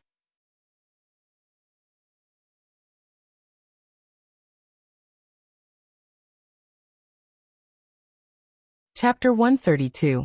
Fourth Prince, What's Wrong? Chu Qingyan saw that he was in a daze and couldn't help asking. Xiao Ran came back to his senses and rubbed his head in embarrassment. Nothing, I just feel that after not seeing you for a long time, you seem to have grown a lot taller and more beautiful. Chu Qingyan smiled generously when she heard that. Of course I've grown taller. Recently, I've been undergoing devilish training. It would be strange if I didn't grow taller. What do you mean by more beautiful? But this lady's looks are not bad to begin with. Being teased by Chu Qingyan, he didn't talk back like before and instead laughed happily with her. Chu Qingyan felt that this Xiao Ran seemed to have changed into a different person after not seeing him for a few days, but she didn't pay much attention to it. Qingyan, I haven't been to the prince's residence in this period of time. Did you think of me? Xiao Ran saw that she was unable to take her eyes off the chrysanthemums, and mumbled the words that he had hidden in his heart for many days. But his voice was too soft, so Chu Qingyan turned her head and asked, What did you just say? He had already used up all his courage, and seeing her turn her head, he quickly waved his hand. Nothing, nothing. Chu Qingyan frowned. Fourth Prince, you're acting very strange today. Are you sick? Are you sick? Perhaps he was suffering from lovesickness. It was just that the person involved couldn't see his own heart clearly. No, it's just that Imperial Concubine Mother is restricting me from leaving the palace, so it's a bit stuffy. Xiao Ran made up an excuse. Chu Qingyan thought about it, and felt that it was true. At that time, Consort Yu had almost beaten her to a pulp because of Xiao Ran, so her way of educating her son must be very tyrannical. So looking at the 12 or 13-year-old Xiao Ran in front of her, she felt a sense of sympathy and couldn't help but comfort him. As the saying goes, a strict mother produces a tall son. Even though your Imperial Concubine Mother is very strict with you, but it's for your own good, so just bear with it. Xiao Ran pursed his lips. A strict mother produces a tall son? Wasn't a strict teacher supposed to produce a brilliant disciple?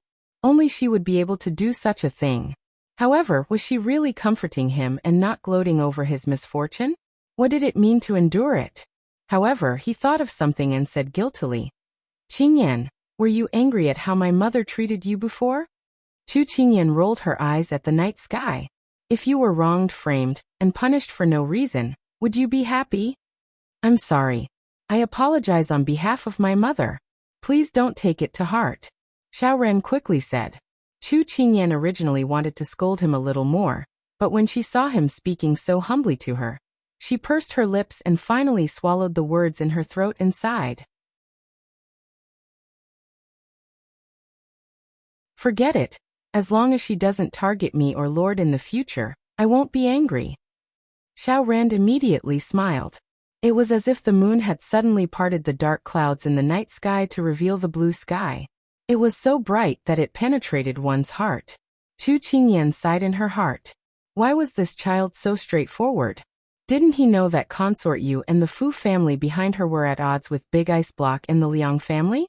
She could imagine that in a few years, there would be no Liang family, and no Liang family. This was the cruelty of politics. However, now was not the time to point it out. Chu Qingyan closed her mouth and focused on admiring the chrysanthemums. After admiring the chrysanthemums, the palace banquet began. Faced with the exquisite dishes that were pleasant to the eye but not to the mouth, Chu Qingyan gave Big Ice Block a thumbs up. As expected, he had foresight. Otherwise, she would have gone home hungry tonight. Xiao Su glanced at her indifferently. Although he did not show it on his face, there was a hint of a smile in his eyes. Big Ice Block, where do you think we will be during the next Mid-Autumn Festival? Chu Qingyan held her chin. Although her eyes were looking at the singers, her mind had drifted away. Why do you ask? Xiao Su held the wine glass and swirled it, but he did not drink it. His gaze fell on the wine, and there was a distant look in his eyes. Because today you don't know what will happen tomorrow. And this year you don't know what will happen next year. No one can guarantee that if you are here today, you will still be here next time. No one can guarantee that after today, you will still be by your side tomorrow. There are many accidents in life, and no one can control them. The 15th of August, the Mid-Autumn Festival.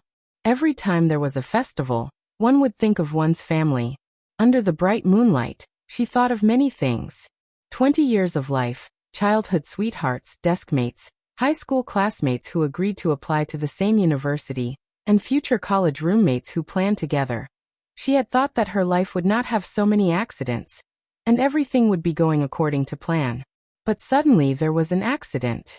After sleeping for a while, she appeared in the ancient times.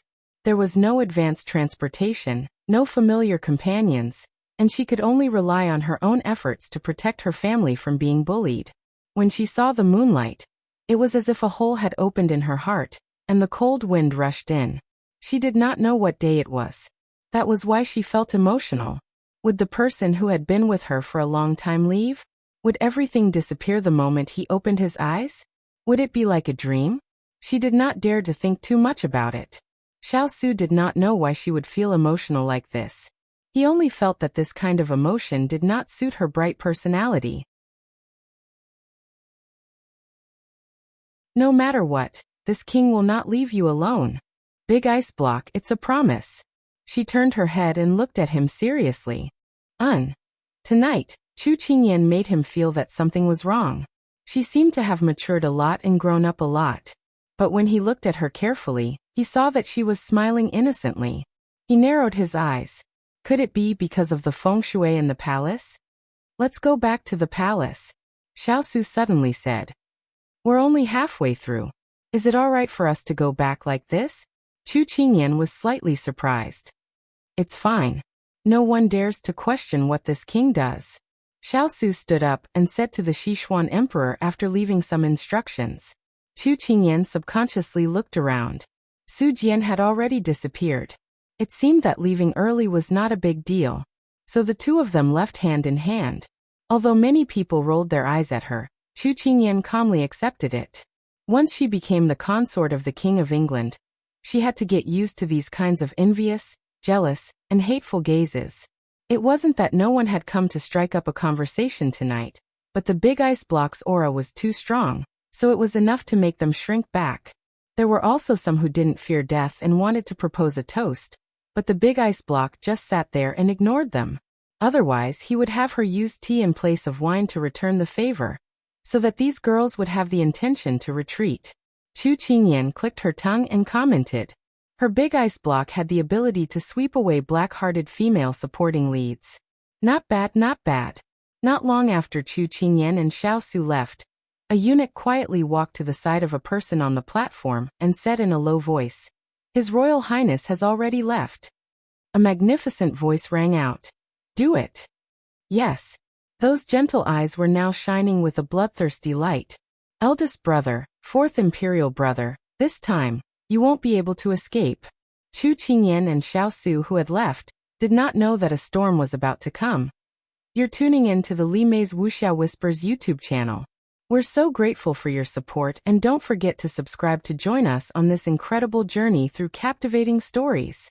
Your generosity through donations truly makes a world of difference, as it's the primary source of revenue that allows me to expand and enhance this channel for you. Thank you from the bottom of my heart for being a part of this adventure.